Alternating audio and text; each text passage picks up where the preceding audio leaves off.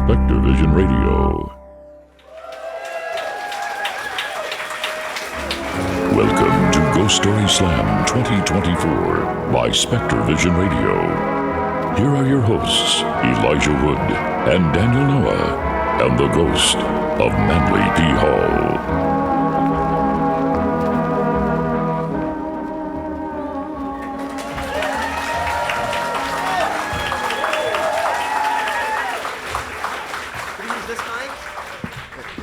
We have to put it in the middle of our heights. Hello. Yeah.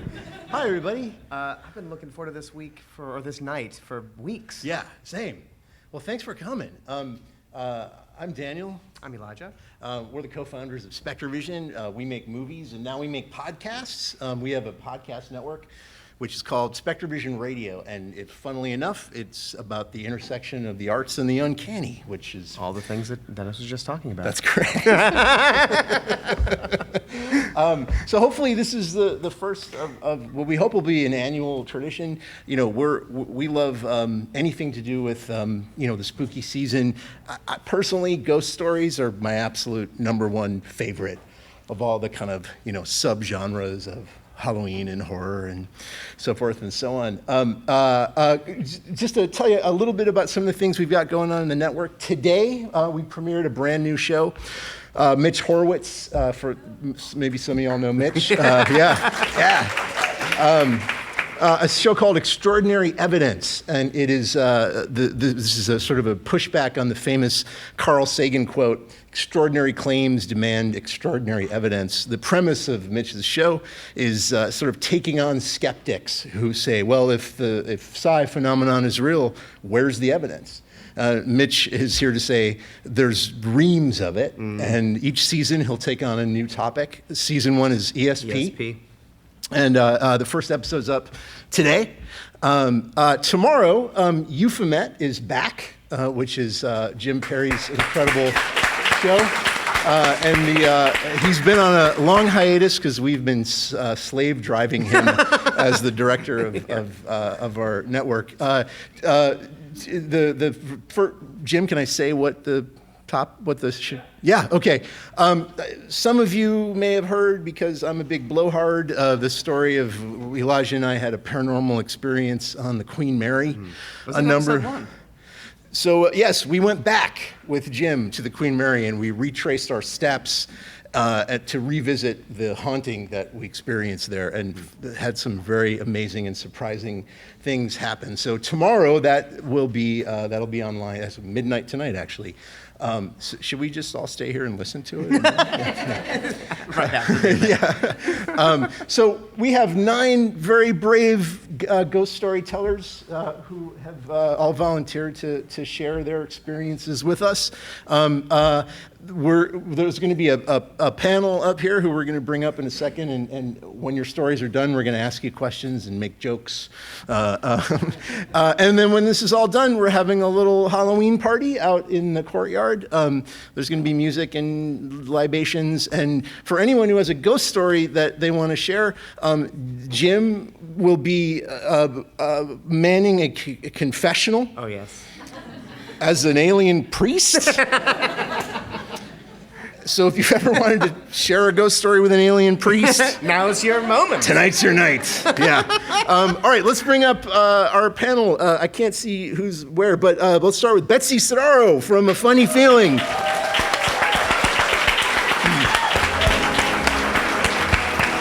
Woo, Betsy!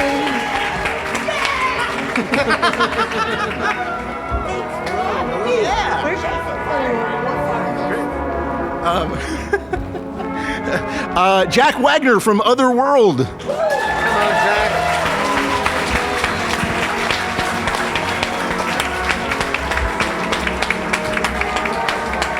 Jack. What's up? Sapphire Sandalo from Stories with Sapphire.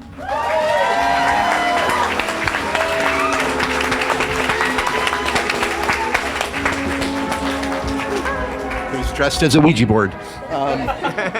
Jim Perry of Euphomet.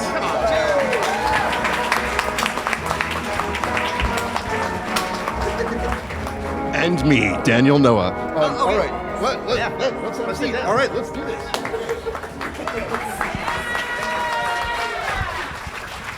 Hey, everybody. Hi, folks. Hello. How's Can I everybody? tell them about something real quick? Of course. If you look under your seat right now, you will find a gift from us. And so, extraordinary evidence, as Daniel mentioned, dropped today. That is a Zinner card deck for you to test your own extrasensory perception skills. Oh, that's so cool. And also a Euphomet sticker, which whenever you see just like, I don't know, like an A24 sticker somewhere, just put the Euphomet one over it or something. Play a game with it. They can't stay on top forever, guys. All right. So, Betsy, Jack, Sapphire. Hey! Hey. Hi. I guess Caused we quite a need to stir let with the Zener card stickers. thing settle down for a minute. Never seen, it's like a pack of wolves out there. Never seen something like this. It is like the Oprah car giveaway. So before we get started, I'm just curious. Raise your hand if you've ever had a ghost experience. Oh, wow, that's a lot. fantastic. Okay, now raise your hand if you believe in ghosts. Yeah. Yeah. Raise your hand if you don't believe in ghosts and be prepared to be ridiculed. Yeah. Just that one great break. It's okay. This is a safe space. It It's is a safe space. Safe-ish. Yeah. No, safe. It's very safe. Okay. All right, well, let's get started. Please, can our first storyteller come to the stage?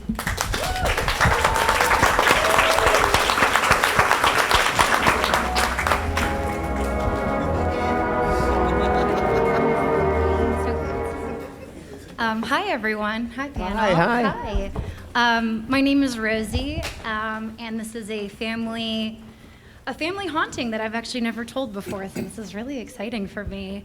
A little bit about me, I'm from Virginia, and, another Virginian, hi. We're so far from home.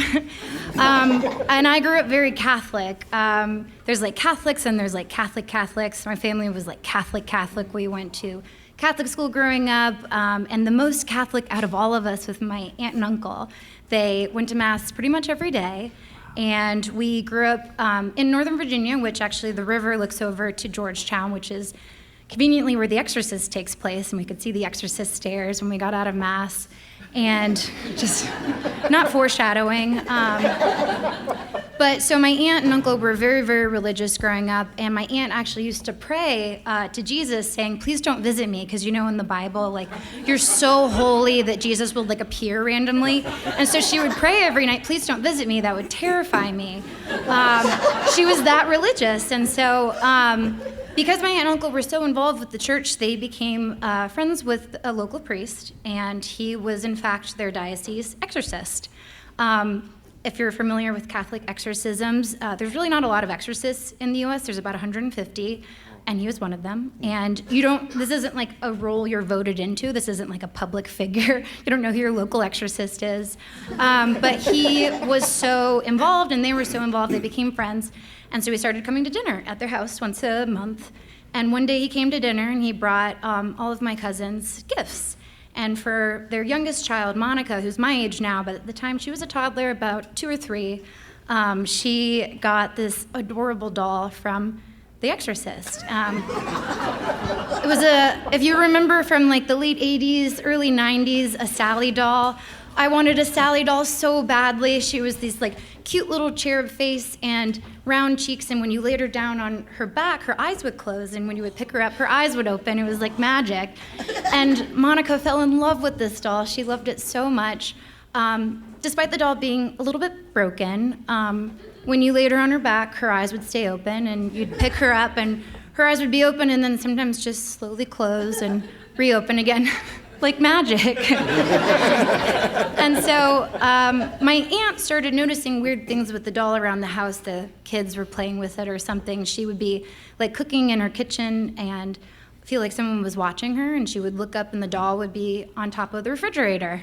And she would sometimes go to her closet to like grab a scarf or something, and the doll would be on the top shelf looking down at her. And she would get upset and yell at the older kids, being like, stop taking your sister's doll, that's not nice. And they'd be like, Mom, we're not touching the doll. And she's like, no, I know one of you's touching this doll, like, stop touching your sister's stuff. And this went on for a few weeks. And my aunt didn't really get concerned until my cousin Monica said her first sentence, which was, Sally wants to run the show.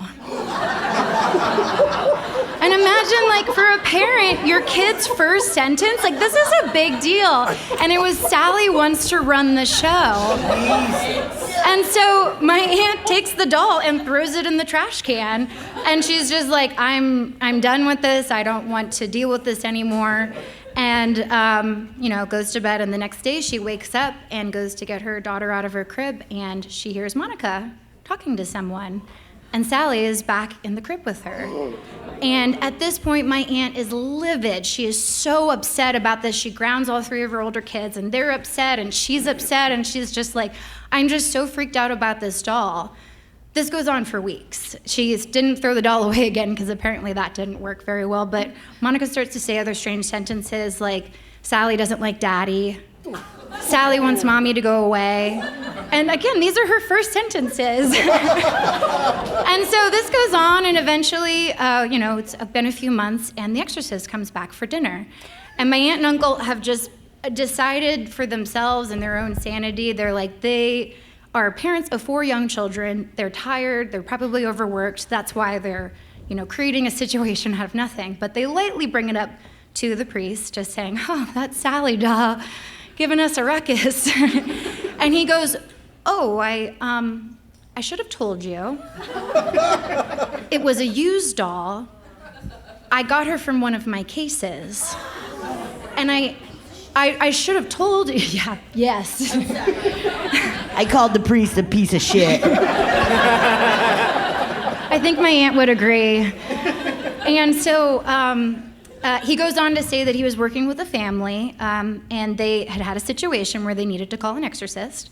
And so he worked with them, and whatever the situation was so bad that they left their home and all of their possessions behind. They wanted nothing to do with anything that had touched the situation. And on their way out of the door, they basically were like, we're leaving our house, we're leaving our stuff, we're done with this. Feel free to grab something if you want, because we're done with this house. And he thought, well, okay. No one's using the stuff, so I've already blessed it. So he walks in through the house, and he goes into the kids' room. They had 2 little kids, and he goes, and on the bed of one of the little girl that they had a Sally doll. So he picks up Sally, and that is what was gifted to my cousin. And so my aunt and uncle, hearing this story, just look at each other, and my uncle stands up, goes to his daughter's crib, picks up Sally, gets into his car that night, drives to the local dump all the way across town, and drops off Sally. I can happily report it's been 30 years, and Sally hasn't come back. But I do have to say, I love thrift shopping and vintage shopping, so even you and the Virginian, the 2 of us over here, were far away from home, but I went thrift shopping, and I kid you not, 6 days ago, I was in a store a few blocks from here, and I saw a Sally doll. What? I have not seen a Sally doll in years, and all I could think is, Sally wants to run the show. Thank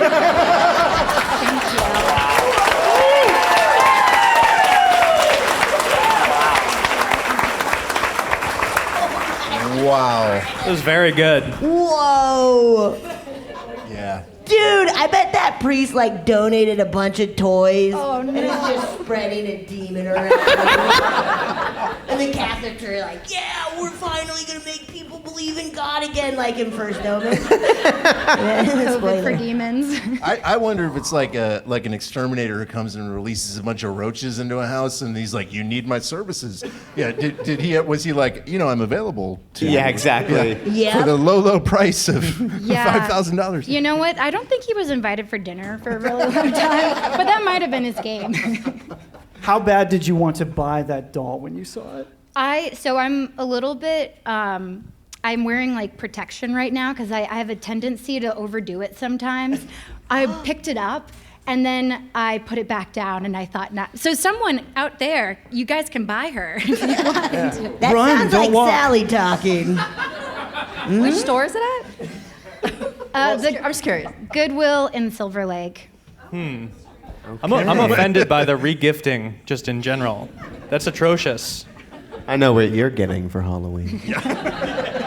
We get each other Halloween gifts every year. Well, and there's a long history of possessed dolls, right? Has anyone had I've had possessed quite a doll few stories? Doll stories. Yeah. I've had to toss out some doll stories because there were too many. Rosie, by the way, she has been on my show before. That was very good. I think you've told me that story once, right? Yeah, it's my cousin's story, but you are the person I text when I say, I have a cursed object, what do I do with it? That actually happened. What's the most recent cursed one? Well, A cursed engagement ring. What? And I said, Jack, how do I get rid of a curse? yeah, she texted me. I'm like, I don't know. I just host the show. Wait, what's that? Well, I tried to help. Did it work? Did you get rid of the curse? Are we all having the same question about the engagement ring? Like, what made you think it was cursed? Like your relationship? Yeah, the fiance. So it's a long story, but basically we got, it was many bad things leading into a really bad car crash. The day I was trying to uncurse it. Talking to a witch that Jack had recommended. Wow. Who was it? Well, we don't want to say. Jack. I was but trying to find somebody for her. She did a wonderful job. I got into a car crash before the anyway, so really she was great. Go to Burbank, the Green Man shop, they're great. But so that's why I didn't get Sally. I didn't bring her with me. Did you get married? No. Oh. Well, a car crash and everything. Oh, gosh. Yeah. But maybe future. He's here. Oh, good. Okay, good. Phew. Yeah, all right. Yeah, well, get her a not cursed engagement ring, dude. Was it a vintage ring? It was a family heirloom. Okay. Yeah. I mean, I wish we had more time because I want to hear all about the cursed engagement ring. Yeah, Rosie. My brother to propose to his fiance. This is a real regifting couple. You guys need to just buy new, I think. I'm sorry to say, but like... Buy new, maybe that's not the lesson here. Not for everybody, but just with you two, I think it's safe. Anybody in your family as well. I got all of the panelists a gift for after this, so I hope y'all don't mind. I don't need it. Thank you, though. Well, Rosie, thank you so much. Thank That you was so much. amazing. That was Very good. Just very, very quickly on the topic of dolls, Elijah has many years obsessed with the haunted Raggedy Ann doll from Annabelle, and was livid when they made the movie and it was not a Raggedy Ann doll. You were like, why would they do that? I was genuinely livid. Yeah. But this is the thing. I have a very strong opinion about how evil dolls in films should not appear evil. It's the very fact that they are innocuous beings or they have sweet faces is what makes them creepy, not that they look evil. Yeah. And so that just drives me crazy. And it's always a choice. And they make the design is so designed to make them look so mean and horrid. And Raggedy Ann is the most innocuous doll you could ever see. And the fact that that doll could be possessed is terrifying. Yeah. Way scarier. Yeah. James Wan has no idea what he's doing. Okay. James Wan is fine. Who's our next storyteller?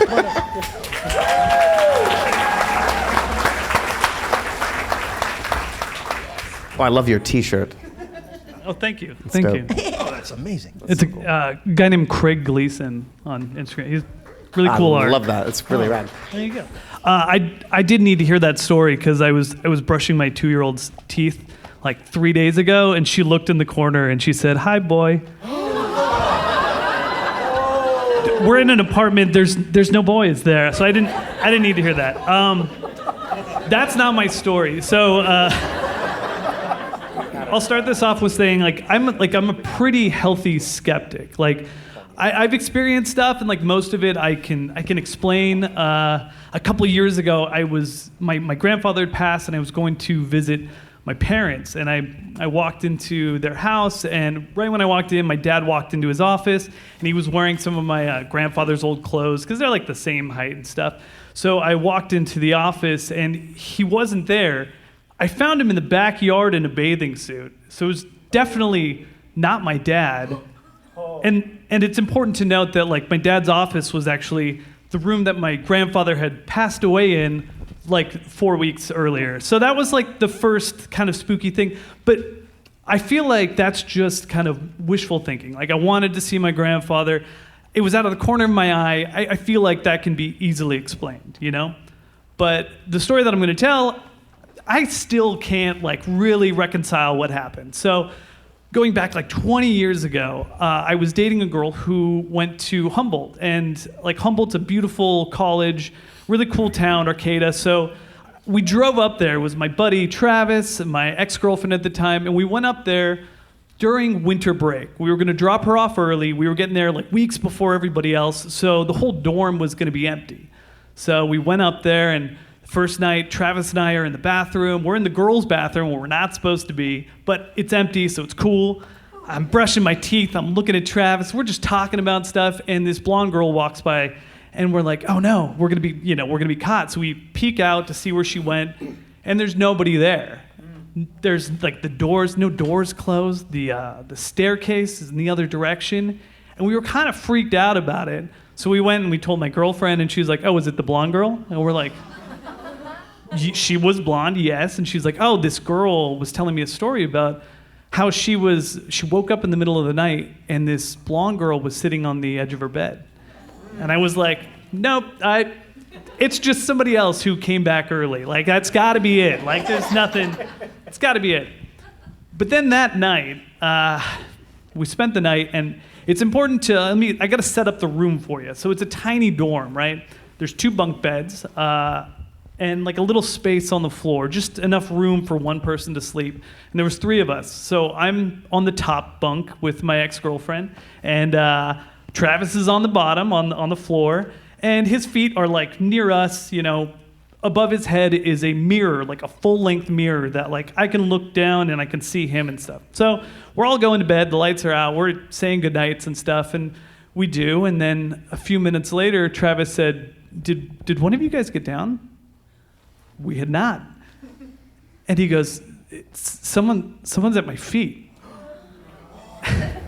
And so I look in this reflection, right? And I can see the outline of like a person. The only other person in the room is right next to me, and Travis is just on the floor saying, "Please go away, please go away, please go away." And my girlfriend, ex-girlfriend, she, cool as a cucumber, goes, "Oh, this is weird, check this out. Watch my roommate's clock." So the way that it's set up is our heads are over here. Her roommate, who wasn't there, her head was over there, but she has one of those old clocks with like the green numbers and stuff. And we watched this figure move across the room in front of the clock. And this is the part that I don't understand. The clock distorted as if I was looking through water, right? I couldn't read the numbers. I am freaking out. I am just pulling the tiny blanket up close. I am between the wall and my girlfriend, so I'm like relatively safe. It's gonna get somebody else. But I was losing my mind. And then you see, this whole time Travis is asking, "Go away, please go away." It moves through where the door, which was closed, it moves through the door, and then suddenly the clock is clear again. And to this day, I have no clue what that could have possibly been. I have like theories, like it could have been like swamp gas or something. But like, I have no idea what I saw. But I actually, before I told this story, before I emailed, I called up my ex-girlfriend. We haven't spoken in years, and I was like, "Do you remember the clock thing?" And she's like, "Oh yeah, when it would distort, when like that thing stood in front of it." And I was like, "Oh my God." See, this is the thing. I wasn't alone, so there's other people. So I literally, as like a very healthy skeptic, who I'm not totally sure I believe in ghosts, I have no clue what I saw. But I mean, sure, maybe it was a ghost.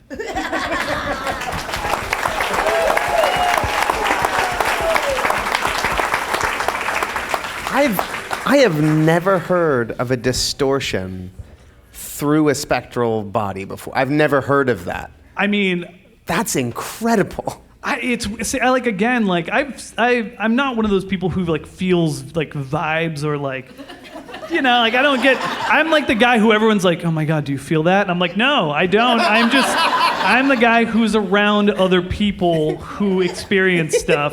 And like the 2 people that I was with, like I feel like they're like definitely believers and they like invite that stuff in. So like I just happen to be there. So like you were the neutral party. Yes. Your girlfriend didn't even seem bothered. She was just like, check out the fucking clock, dude. So like it was wild, but she told stories too. She would say like just randomly like things would fall off the shelves pretty frequently in that dorm. Like a lot of weird stuff would happen, but like, I mean, I wasn't there for that. I was just there for the weird cloud thing. Wait, so she's experienced things in there before? Like this was an ongoing thing? So this is like early on when she went. So like she reported back like over the years that because she was in that room for like 2 years. She would report other stuff that happened, and like the blonde girl thing kind of like tied into it with other people and stuff. So like she wasn't the only person who experienced this stuff. It's also like a super old dorm too. What It was time probably was like it? a hospital or something too. You know, I feel they're always Could've like been. revealed as hospitals. Also, dorms You during know? breaks are really freaky. I was at Bard College once during spring break. Oh my God, was that terrifying? What time was it? Do you remember? It was late. I don't remember the clock. Also, I couldn't see it because it was distorted. But it was I would say it's pretty late, but it wasn't like after midnight or witching hour or anything like that. I think it was a reasonable bedtime hour for us. That. We were responsible. Yeah. You know. Also, I do want to point out it wasn't Humboldt, but none of us were on anything. So Right. like I didn't want to make the joke. Okay, so you guys weren't stoned. We were clear. It would not have negated your experience had you been, just That's to say true. that out loud. We didn't catch your name, by the way. Oh, my name is Jay Richardson. Hi, Jay Richardson. I also want to point out that apparently whenever you brush your teeth, you get ghosts. Oh my God, I've never put that together. Yeah. Yeah, when my daughter was like maybe 2.5, I heard her talking in her room, and I opened the door, and she was like standing, like pulled up on the crib, and she was looking into an empty corner and laughing. And I said, Lucy, who are you talking to? And she went, the lady. Yeah. And at the time, he didn't believe in ghosts. I didn't. When he That's recounted immediately that there. story to me, I was like, that's insane. She saw a ghost. She's like, no. What? I was in denial. My wife is definitely a believer though. So That's why I won't have kids. That's the only reason why I won't have kids. Too scared they'll see a ghost, and I'm not unfit. Beer. Well, Jay, thank you for Jay, your thank story. you. That was guys. incredible. Dude, these people are good. Are you pulling these people from like local theater groups or something? They're all really good storytellers. I mean, a lot of talented people in Los Pull Angeles. them as a cucumber up there. Yeah, that's true. By the way, I love saying Los Angeles. Anybody else? Yeah, same. Yeah, thank Yeah. you. So, Angelica Houston says that in The Grifters. Does she? Yeah, and I was like, I'm saying it that way now forever. Los Angeles. Should we talk more about this? Yeah. Yeah. Keep going. Okay, can we have our next storyteller, please?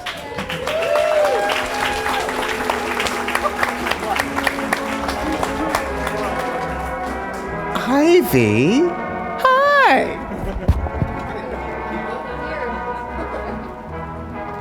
Hey everybody. I'm bad at talking into microphones, so sorry. My name's Ivy Sunderji, and I am probably the most skeptical person in the United States, probably. And my story is part of a story I wrote a whole memoir about that was like all the evidence I now have for the existence of ghosts, but I'm probably the last person to believe in them. And I worked on Wilfred with Elijah like a decade ago, and so like you remember me back then. I do. I'm not a ghost person. I wouldn't have taken you as a ghost person, yeah. Like I went to Dartmouth. I'm a nerd. I am a professor at USC. Sorry, did people who go to Dartmouth not believe in ghosts? Not really. Okay. I had some people from Dartmouth over at my house like a couple weeks ago, and I was like, I'm a medium now, and they're like, that's a spoiler alert, sorry. We're revoking and they're your like, degree. That's not a thing for people from Dartmouth. And they're like, maybe in LA, okay, that's kind of quirky, but also weird. All right, so this is a story of how I came to believe that ghosts are real. So 4 days before the Capitol riots, I was also the last person in the United States to hear about the Capitol riots. My fiance, who's a psychiatrist, drowned unexpectedly in a surfing accident in Ventura. And you met him once. I did, yeah. He came to and this is actually an important detail. It doesn't sound like it is, but it is. He came to New Year's Eve party at your house like a couple years before he died, and he went and farted in your closet. Yes. I told you this story. You told me this. I didn't know it at the time. I didn't know that evening. But I found out about it later, yeah. By a vent. Yeah. And it like his farts went into the vent, and then they circulated into the party, and then slowly everyone started like edging away from the farts. I promise you this is actually important to the story. So he was a psychiatrist. He was very smart. He went to like Stanford and USC, and he helped a lot of people and turned out to be a psychiatrist like everyone in Hollywood. So if anyone's seen Rachel Bloom's new Netflix special and you hear about her psychiatrist who died, like, it's my fiance. So after he died, I was like, okay, well, that sucks. Life is just like a sad march to death, and where like biological computers had just shut down, and like my life is just gonna be shitty from now on. And then he showed up and started talking to me, and so I was like, shit, I'm having like some delusion, like I'm like Haley Joel Osment from The Sixth Sense with like a dead psychiatrist talking to me. And I was like, this isn't good. And my mom, who's nicely here tonight, is a very skeptical college professor who teaches critical thinking, and like her dad was a physicist on the Manhattan Project. Like, we're a family that just like doesn't believe in ghosts. So I told her that his name was Jahangir Sunderji. I was like, Jahangir is talking to me, and I think I'm losing my mind and I need to go to a mental hospital. And she's like, okay, well, what is he saying to you? And she's like, maybe this is just like how you're coping with grief. And so eventually I felt like he kept talking to me, and he's like, go to a medium, go to a medium, go to a medium, and like I'll tell you some things that I'm telling you now, and like then you'll believe this is real. And so I was like, well, he'd have to tell me, like, the medium would have to say like farts are a sign from him, so farts, for me to believe it. And also he'd have to like confirm that like my dog's birthday is like a sign that this is real. Because like I had the medium reading scheduled on my dog's birthday. And so I call up this medium who's like in Kansas or something, and she is a research medium who was used in like a peer-reviewed study at University of Arizona to like, that showed like mediums know things about dead people that they just couldn't know. And they don't do it through fraud, they just somehow know it. So right before I like went to this medium, my sister called me and she's like, your nephew Clayton, who's 3, says Jahangir is here playing with him right now, and he keeps saying, pfft. Like, tell her, pfft. It's real. And I was like, okay, that's just weird. Children are weird. Then I went to this medium, Tracy, and she was like, okay, I'm seeing something about like a curly-haired dog, which we had a curly-haired dog, and your partner is here, and he's saying like it's a birthday and that's a sign, and then he's showing himself, and she was turning 3. And I was sad he wasn't gonna be there for her 3rd birthday, and I was like hoping he was still present. And he said he would say this in the reading, and he's like, she's like, he's showing himself present, and he raises his hand 3 times and says present, present, present. And like any normal person would be moved by this and be like, okay, ghosts are real. I was like, it's a coincidence. I was like, I was like, 3 is a common number. Like, people just like add a meaning to things. I was like, it's not real. So I applied for a teaching job at USC. I've now been a screenwriting professor at USC for 3 years. And so this was like 5 months after Jahangir died. I was like, now sort of like used to him talking to me, but he wasn't saying anything like crazy. And like everyone I talked to and therapists were like, well, if he's not telling you anything bad, he's just telling you to like take a shower and things like that, like things a psychiatrist would actually tell you to do. So it's fine. Like, don't worry about it. Like, no one would put me on medication for this. Everyone's like, it's fine. Just don't worry about it. Like, it'll pass or it won't, but like, it's not a problem. I was still skeptical it was real. So he shows up the night before I have an interview to teach screenwriting at USC, and he brings with him this little blonde girl who looks like an Olsen twin, and she's like, I'm a missing girl and no one knows yet. And I would like you to draw my missing person photo, and can you give it to the authorities for me? And then she's like, let me tell you a bunch of things about what happened to me, and then eventually you'll know this is real. So she told me like this like crazy list of things, and she also said like, I was like, well, what happened to you? And she started choking me and like hitting me in the face, this like little ghost girl. And like, it didn't really hurt because she was like, she's tiny. But I knew it was terrible. It was like so horrible that even though I was the most skeptical person ever, I was like, well, if there's any chance this is real, like, I should at least draw her picture and like do what she asks. And then if it's not real, I'll know I'm crazy and I can move on. And she said the last name Montgomery, which made me think she was in middle school because I knew a middle school principal named Mr. Montgomery. And she said, and then she told me like she said daddy did it, like her dad killed her and that her family was covering this up. And then she also said the name Kayla. So I thought her name was Kayla. So I drew her picture, went to my interview to teach at USC, I got the job. They didn't know I was crazy. And then I gave this picture to this organization called Find Me that works with mediums and the police. And they're like, this nice man named Kelly spent like a week trying to like scouring all his databases, being like, looking for a girl named Kaylee or Kayla or something like that who was missing, who was like either 8 to 14, they didn't know. She told me like this wild list of things. I wrote a whole memoir about this that has like the whole list of stuff. But they couldn't match it to a case. And I was like, okay, thank God, I'm just crazy. I don't have to change my worldview. Like, there's nothing after death. It's fine. 6 months later, it was like the anniversary of Jahangir's death. Oh, and I heard about the Capitol riots after that I got my job at USC. So 6 months later, I finally found out what happened. That's when I heard about that for the first time. What? Yeah. My mom nicely told me, she's like, oh yeah, we didn't want to bother you with that during all of this. So this is 1 year later after Jahangir dies. I'm in Mammoth with my family, and my sister Amy is like, Ivy, the girl you drew a picture of is in the news, and she's a missing person. And I was like, it's a coincidence. There's a lot of little blonde girls who are missing. Those are the ones that get reported in the news because America's racist. Like, that's what it is. And she's like, no, her last name is Montgomery. And I was like, is her name Kayla or Kaylee? And she's like, no, it's Harmony. And I was like, okay, well then I'm a shitty medium, and I'm still wrong, and it's just a coincidence. And she's like, well, her stepmom was named Kayla, and she just got arrested, and so did her dad. And she's been missing for 2 years, and no one knew. And so she had told me this insane list of things that like were just like, for the podcast about like all the extraordinary evidence, like the amount of evidence I have of like the things she told me that then later got confirmed is like wild. She told me that her death was like the Nightmare on Elm Street, which she ended up dying on Elm Street. She told me that her dad put her body in a walk-in freezer in a pizza restaurant during COVID, and that this restaurant shut down, but like the manager had seen this like weird bag with like her body in it, but didn't know the body was in there.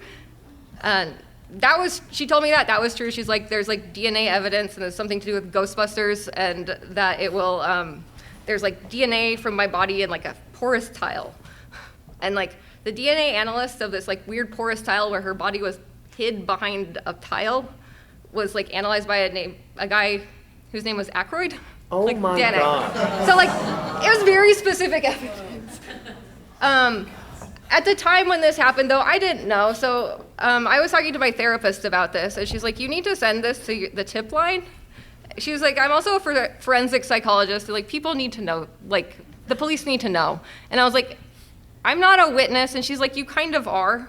And I was like, I don't think I am. And she's like, no. Like she was very woo-woo. And I was like, she's like, it's not up to you to judge it, just send it. And like, if it's helpful to them, it is. And if it's not, like, they'll just put it in a pile of trash with all the other tips for mediums so that like they don't read. So very reluctantly, I like emailed all this stuff I heard to the police. And this is like, she ended up living like in New Hampshire, like 100 miles from where I went to college. So I was actually, like, I had been to Manchester once. I ended up not going to my college reunion that year because I was afraid after all of this of like looking like I was involved after having sent all this to the police. So I just like skipped my college reunion. I was like, I'm a very paranoid, anxious person. 5 months later, in May, the police in Manchester, New Hampshire, like called me up and had to interview me for an hour and a half about everything I sent to them about this girl. And I was like, okay, I'm sorry, I'm crazy, this is so weird. And they were like, no, this is amazing, and this is the saddest case ever, but you've brought us a lot of hope, and thank you, and please email us any other tips you have, they're really helpful, we'll look into them. So the same night they called me, I went to dinner at a friend's house. He was like, had this like really cool pop-up called like the Benevolent Dictator. It's a very cool pop-up to go to. And I ended up seated next to this man named Haley. And I was chatting with him, and I was like, oh, what do you do? He's like, oh, I'm an actor. And I was like, oh, you're the I See Dead People kid from The Sixth Sense. And he's like, and I was like, you probably hear that all the time, I'm so sick of it. And he's like, I do and I am, and it's okay. He's like, what do you do? And I was like, well, it's really awkward. I actually apparently do see dead people, and I have a dead psychiatrist who's like following me around, talking to me, trying to prove it's real. And I was like, I asked Haley, I was like, do you believe in any of this? And he's like, not really. And then I ended up telling him like things I was seeing about him, because it turned out like I'm a medium. And I was like, I see you like doing a project with like a lot of like, sorry, this is inappropriate, but he's like, I see like a lot of pussy around you. Turned out he was going to go do a movie that was titled Pussy Island. So he's like, I don't ever want another psychic reading. That was good. Sorry, I'm going on really long, but then months later, I have this like visitation dream with Jahangir, and he's like, tomorrow you're gonna know this is really real, and you can stop doubting it, and you'll have this comfort for the rest of your life. And the next morning, Harmony's dad was actually charged for her murder. And then this past February, her trial happened. They never found her body, so this was just, they had like very strong circumstantial evidence, like the DNA with like Mr. Aykroyd like saying like it's her DNA, which she had told me about. And I watched this trial, and like this list of like hundreds of facts were like came out in the trial that I just was like, I heard that, I heard that, I heard that. The officer I talked to was like the last person to testify. And on my 39th birthday, I got the weirdest birthday gift ever. I got proof of the afterlife, because that's what the day her dad was convicted of her murder. Wow. So I'm no longer a skeptic. I now believe in ghosts. And quite terrifying and true. Thank you. Wow. That was a lot of twists and turns in that one. That's a long story. Sorry. What's the name of your memoir? It's called The Magic House. I don't have an agent for it yet, so if any of you know agents who want a weird book about ghosts, Ivy, that's really tell them exciting. about it. I have a lot of questions. How was he appearing to you, and what kind of stuff was he talking to you about? Was he sitting there like? Okay, so he looks like Jay Shetty. So if you know who Jay Shetty, he looks a lot like Jay Shetty. Also, yeah, I was gonna say mix in a couple other facts besides his farting. I think it might be. He's a psychiatrist. He like strokes his beard. He's a surfer. There we go. I was thinking if I left, I would want to be memorialized by more than the farts. I'm thinking. He's fine with it. I found 5 vape pens in his office after he died that were his, as well as like mushrooms one of his patients left for him in the fridge that he was happy to have. Respect. Like, he was cool. Like, he was very nice. Like, he wore a Kobe Bryant Lakers t-shirt under his work shirt. But did you see him, like, full apparition? Yeah, like, how does he appear? He does it lots of ways. Once I saw him walking down the street, and I was like, I'm crazy. Mostly my response to all of this is, I'm crazy. Or he just is like a picture of my mind's eye, which I now know is clairvoyance. I didn't know what that was then, but now I do. Or I also just hear him talking to me, and I can also, at one point he was also like, let me just put my ghost hands on your hands and I'm gonna type things. So just let me press your fingers and you'll type things and words will come out. Was that your memoir? That's in my memoir. No, did he write your whole memoir? He helped. I was never gonna write a book. Does he still talk to you? Oh, he talks to me every day. Oh, really? That's amazing. Yeah. Wow. That's so beautiful. He makes fun of me a lot. Roast you. Have you had any other spirits come to you? Yeah. Oh, I've had so many. Oh. So okay. was it? So like just now. So Ivy, was it like? Obviously, he was the first to come to you, and that was a process of discovery to understand what you're capable of. Yeah. When he brought the girl to you, when then was it like the floodgates had opened, that suddenly that there was a sense that you were a beacon and open to receiving, so that suddenly people started to arrive, and what was that like? Well, my response to all of it is I'm crazy every time anything else happens. I'm like, well, I've accepted this much, but no, that's too much. Yeah. Every time. The first people, so he was a psychiatrist, so a lot of people who came through were the parents of his therapist friends who were dead, who then I could talk to his, and I didn't know that, so I went to his therapist friends and I was like, I'm crazy, and they're like, who's talking to you? And I was telling his friend Lauren, I was like, there's this man named Dr. Bill here. He says he's also a psychiatrist. He had like cancer here and it spread. And it turned out that was her dad who died of cancer from there, and his name was Bill. So they just kept like, instead of like me being wrong, they kept forcing me to believe in ghosts, basically. So it's mostly I mostly hear from, it was mostly therapists, and then weirdly, like Ivan Reitman showed up when he died, which was very weird. What? Who? Ivan Reitman showed up. Did you know him? I did briefly, like I worked briefly with him, like So I knew I knew him. Another Ghostbusters. But also, connection. yeah, he was the one who came through. Was like, the Ghostbusters are going to help with this case. Oh, well, and he was like, tell them the Frozen, not to do the Frozen one. They don't care. They're not interested. Oh, go ahead. I mean, there's so much going on in this story and so many things that are probably difficult to believe for people, but the one thing I do not believe is that you did not hear about January 6th for how long? That sounds like a lie that would be told by somebody who was at January 6th. I didn't even know that. Didn't even know It's that. an overcorrection. So I was sitting on my toilet with grief diarrhea, which is a thing. I didn't know.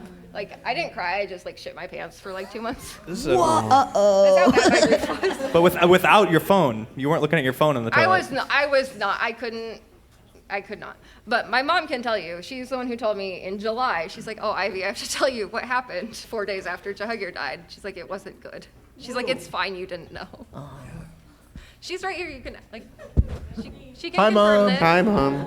She now also believes in ghosts. So.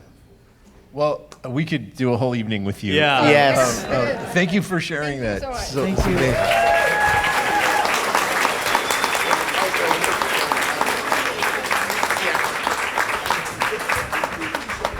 That was wild. That was amazing. Yeah. And also, shame on Haley Joel Osment for. Hey. That's Not believing? Yeah. Well, he does now. Good. That was actually another question. Did you change? I've heard his nothing mind? but good things. About Haley? Yeah. Yeah, I've heard he's amazing. You know? Maybe you could work him into being a believer one of these days, you know? Well, Or does, oh, he does. I He's heard- a believer now. Yeah, he's a believer Okay. now, yeah.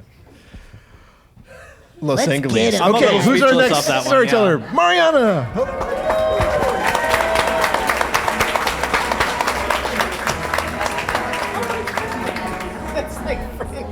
I was is thinking this was amazing. going to be really tall for me the whole time. I was like, it's going to make me uncomfortable. Do you need help with that, or you got it?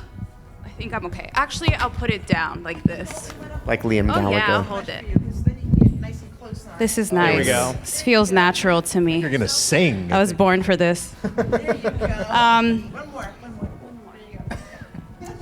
This is my first ghost experience, which we've never talked about, and we've shared a lot about ghosts. So I was born in São Paulo, Brazil, which is a metropolis and has very large buildings. And my mom had a cousin who we called her Tia because everybody's your Tia, even strangers actually, in Latin culture. And she was the person who was in charge of taking care of us. And when my parents were like out of town or out of the country, and she would not go in an elevator. So I really didn't like her because it was a city and the buildings, it didn't matter if it was like 15 floors. She's like, oh, I guess we're taking the stairs. And I'd be like, but there's an elevator. And she would consistently do that. It was like a thing. And anytime I would mention it to my mom, I would be like, hey, don't want to stay with her because I'm basically like doing cardio every day and I'm a child. Can we not stay with her? And she was like, no, like, you know, she's just weird. There's something going on with her. Like, they would never tell me. And so I remember that I was very glad my dad didn't have any siblings or like, he was an only child, didn't have anybody around. So I was like, this is great because this aunt's like enough. And she, one day was like, she said, it's because of my brother. And she didn't say anything else. And I was like, okay. And I figured this was something that maybe I would learn about later in life. And so we were moving to America. I was devastated. And it was really, really hard because we were leaving so much behind. And when we moved here, we first lived in Miami in this apartment, and every time it was 3 a.m., I would wake up, and I would tell my mom, like, hey, I keep waking up at 3 a.m., and she's like, it's a ghost. It's like, cool, fun. That's great. And then one day we moved into the actual house we were moving into, and I had no friends. I didn't speak English, and I saw this boy in my room. It was like a shadow of a boy. He was young. And I said to her, I was like, I think there's a boy in my room. And she's like, yeah, that's probably who's visiting you at 3 a.m. Again, they never wanted me to sleep. They wanted me to do cardio. They were monsters. And I guess I was old enough for them to tell me this story, which was that my aunt, she was 4 years old, and she had a brother who was about 10, and it was his birthday, and they were having this birthday party, and their mom was showering, and my aunt was crying, then wouldn't stop. And he was extremely annoyed and was trying to get her to stop. Nobody was watching them, the 90s, right? They were not being watched. And so there was a window that overlooked the bathroom. And he tried to knock on the door. His mom didn't hear them. And then he peeked out the window and started to try to knock on the window and fell out the window. And the way they discovered it is that they had come to his birthday party and found him. Oh my God. So it was a very tragic thing. And it was never talked about. And that's why my aunt would she would never go in the elevator, and she just was so afraid of heights. And I would see him all the time. He would visit me regularly because I think I missed my family, and he was this family member that I could have here with me. And then the day that I met my best friend in Florida was the same day I got my period. And I never saw him again after that. Wow. Yeah. So I felt like he really walked me through this big life transition. And now I live with ghosts, as we all know, and I believe, and I was really grateful, and I feel like I have this bond with this person that I never met, that I know is watching over me, and yeah, that's my ghost story.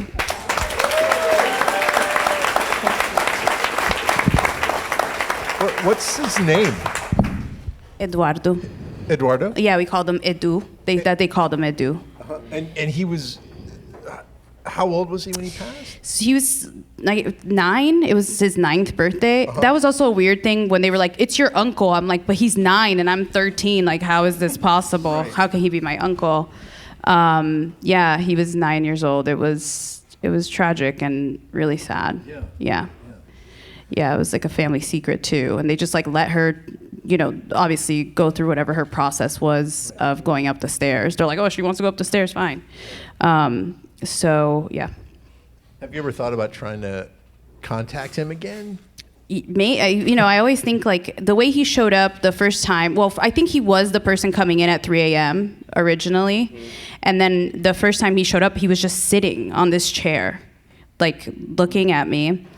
And now every time there's a chair facing me while I'm about to go to sleep, I turn it around because smart.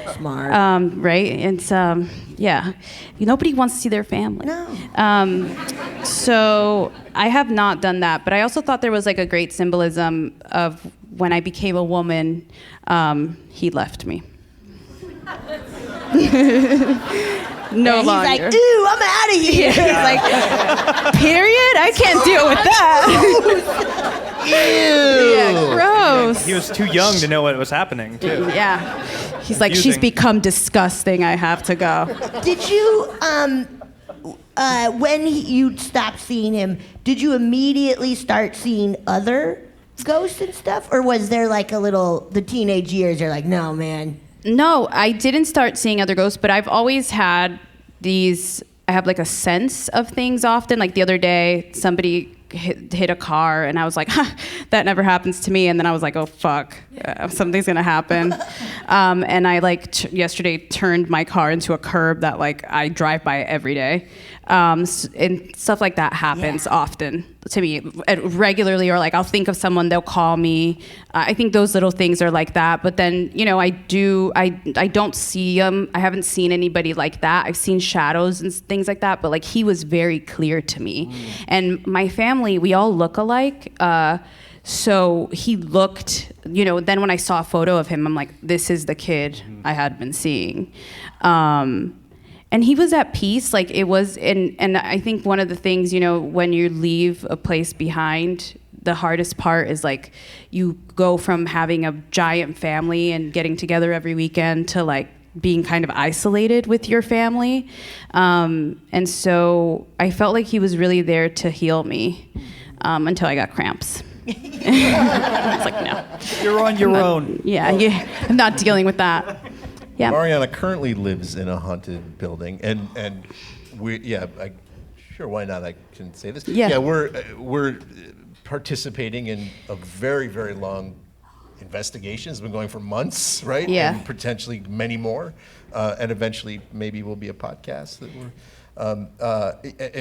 We'll save it for the podcast, but you're involved in an incredible ghost story. It's epic. Yeah. Yeah, it's absolutely epic. I do Spans feel decades, and they follow me. Yeah, they clearly. Wow. And so I feel that, but I don't see them. So I appreciate when Right. people tell me about them because I do know they're there, but I don't see them, and other than him. And I kind of like that about it. I think there's something really special about that connection with this family member that we lost. I've wanted to see, my grandmother and people like that. I also was very scared that Jesus one day was gonna pop up in my house. I was like, we need to make a horror film about Jesus. You really should. Yeah, It's dude. Forgot about that part. He's bleeding. I was going to ask you about that. Yeah, at church, I remember just sitting there being like, he's gonna move. Yeah. He's gonna fucking move and we're done for, dude. I'm still so scared of Jesus on the cross. Me too. And off, and a baby. I feel like him visiting you is like best case scenario, though. If you're a Christian, right? Yeah. Say again? Do you think? I mean, it's the main guy. No But that way. could be Nothing to bad chill? news, dude. That mean, could be the final bad boss. news. Well, it's not the Grim Reaper, Ew, we don't know. unless he's with him, Yeah, they're But then friends. it's kind of a win-win because you're like, all right, well, I don't know. I always envisioned that he would be at a vanity like this and like with blood on his face, and then he would turn around, Oh That's my how I always. God, you're fucked up, dude. That's It's terrifying. Catholic guilt.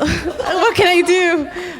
But yeah, that was another. So I think that there was a time that I tried to shut it off a bit. That I was like, I don't want any of this. This is scary. I was very scared for a long time. It's scary when it happens. Yeah. Well, it's interesting. I mean, we've talked a lot about this, but that I think my theory is that there are certain people who are very finely attuned to the paranormal and can pick up on very subtle signals. And then there are times when the signals are so strong that even people who aren't finely attuned to the signals can perceive them. But for those of us who are finely attuned, you can experience these things in all different ways. I don't see things either. For me, I feel emotion. Like I'll feel the emotion of the being.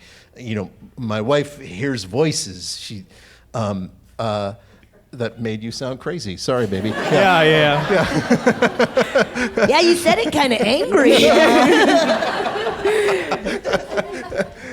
But yeah, and I thought that was interesting. What Ivy said about not seeing it with your eyes, but seeing in your mind, which is something I've heard other people say too. Is really interesting. Anyway, Mariana, thank you so much. Thank you so much. Oh my God. A lot of people want to talk about like sort of why these things happen. And there's a lot of people on television and stuff, and they're like banging on doors and going through rooms aggressively, trying to figure out desperately why any of this, what is going on here? And they have devices. Honestly, though, like you listen to ghost stories in a setting like this or around the campfire when someone just comes to you and goes like, hey, I've never told anybody about this, but I kind of need to share it. Maybe, it doesn't... It feels like it doesn't really matter how this is happening sometimes. But what matters is how it's making us feel, right? Like that is actionable evidence for us to act upon. It changes our lives. It changes how we, kind of move through things. And so I think that's what all these stories are reminding me of, is just, just listen to that, I guess, and try to see where that takes you. Yeah. Preach! Yeah. Yeah, I like that. I also do love dudes like screaming for John Wilkes Booth and calling him a pussy and being like, shove me down some stairs, man. I do, I'm a sucker for those shows for sure. But it's more fun hearing stories and just feeling what they're feeling and stuff. But well, we talk all the time about these Discovery Plus shows where, where it's like 7 seasons and nothing happens. But how incredible it would be if finally one day they're just massacred by a Bigfoot. It's just totally nasty. Wouldn't like that be blood rad? and guts and heads are being thrown around. Like, we found it. Yeah. Show's over, folks. That would rule.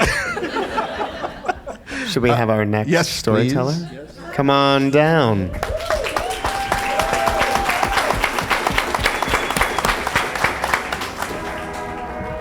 Grab the mic too. It's more comfortable. SpectreVision, what is up? Hello. What's up, Ghost Slim? All right. Start the timing off right. So this is in college. Picture you guys are all drunk with me too, okay? Drunk party downtown in PB, San Diego. I blacked out. I'm waking up on the floor. I'm getting on the floor right here. So imagine this is the tile to the kitchen in my friend's room in San Marcos, right? And so I wake up because I hear someone walking around. They're walking around. We had McDonald's that night. That's how you know it's college. And they grabbed some fries. They grabbed some soda and stuff. And I was like, I know that's not my friends because it's dark, but I could see into the shadows. There's no shadow. There's no person. There's no being walking around, but I could hear them, everything. And I've had a lot of ghost stories in my life, like since I was like 3 years old. And so I knew it was one of those again. And so what I did, instead of getting scared, I got on my elbows and I was like, all right, I want to see some shit. And I'm like looking and I'm like, and it's like walking around. I can still hear it stomping around, right?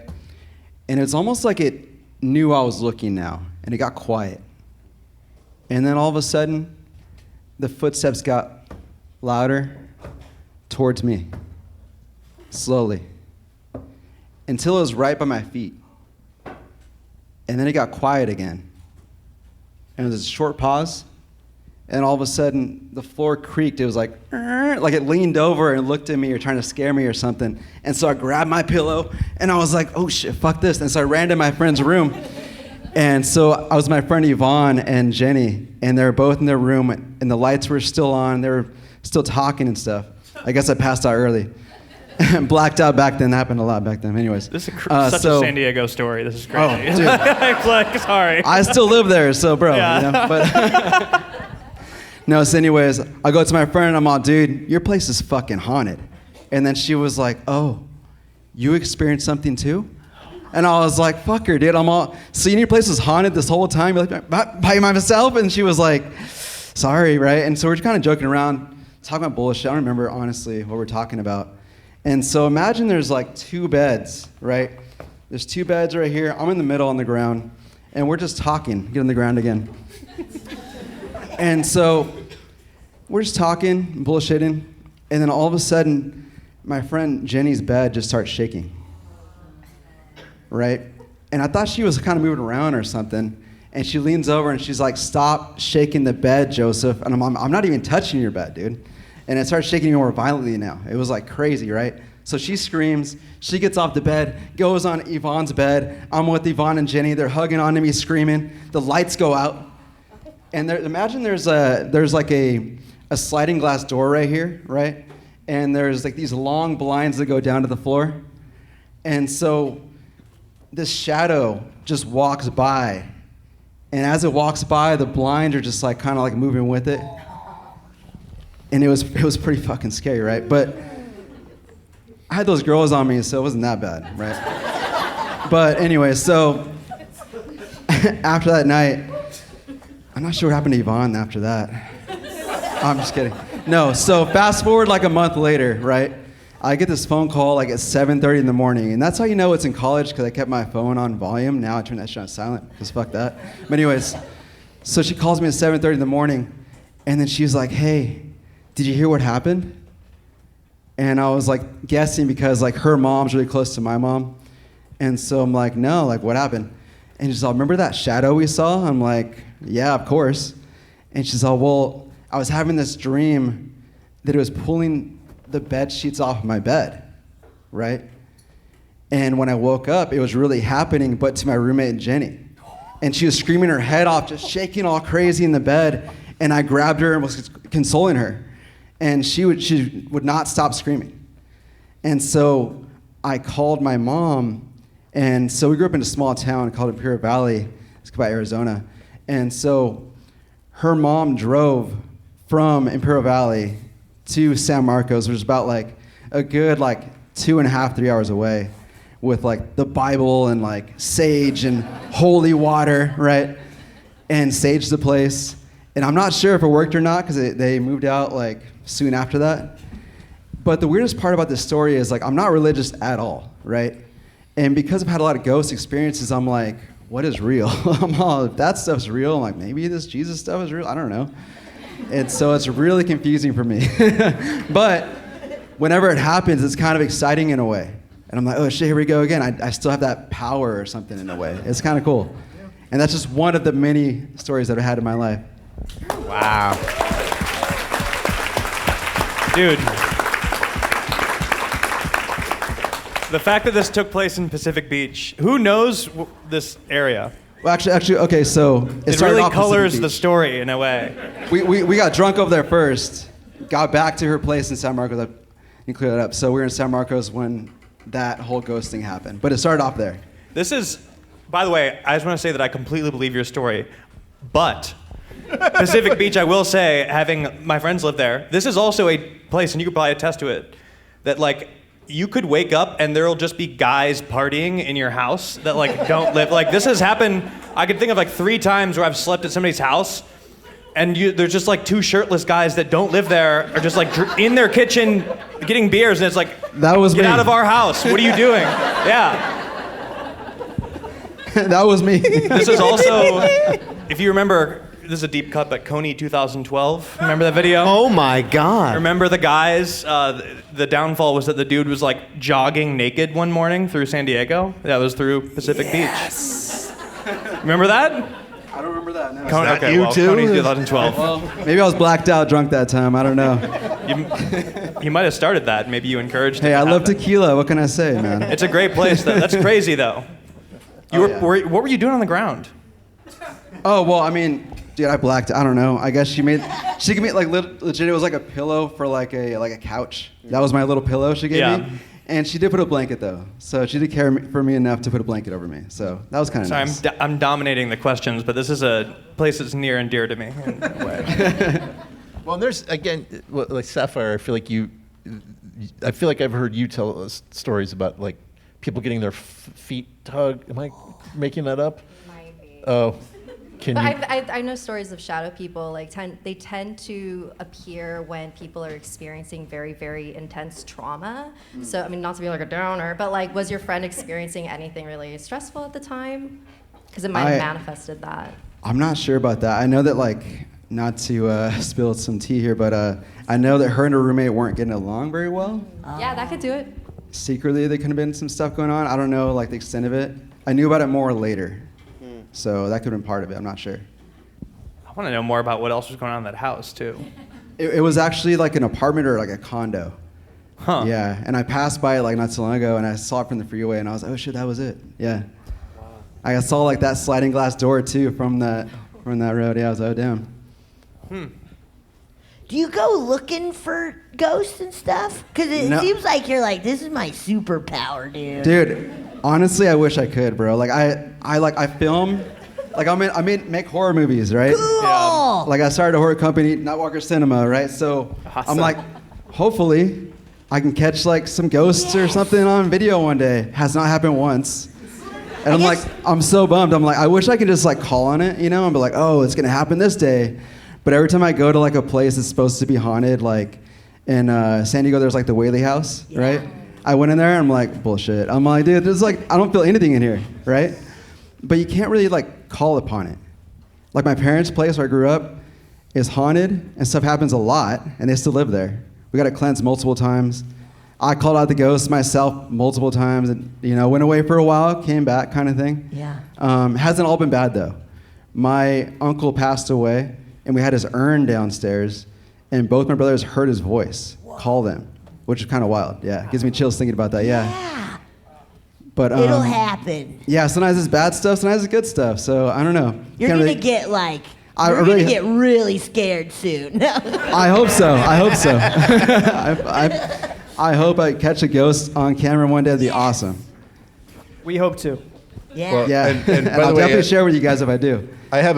Maybe I could pitch you. I have a pitch for a movie horror film about Jesus. Maybe I could pitch. Well, funny thing about that is. Thank you so much. Oh man, thank you so much.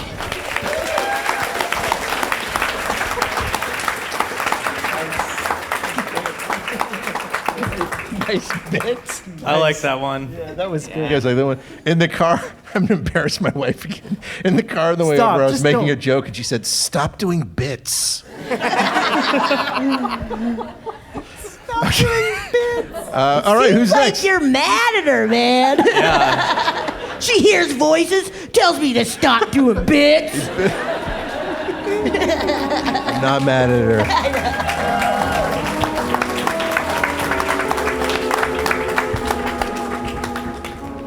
Funny story about being too short. So I was a forensic autopsy technician, so Oh my. I was the smallest, so I used to have to eviscerate on my tippy toes, which was really difficult. They didn't give you like a little stool or something? They did, but there's a lot of hazing in a place like that. You said you were an autopsy technician. Mm-hmm. You stopped?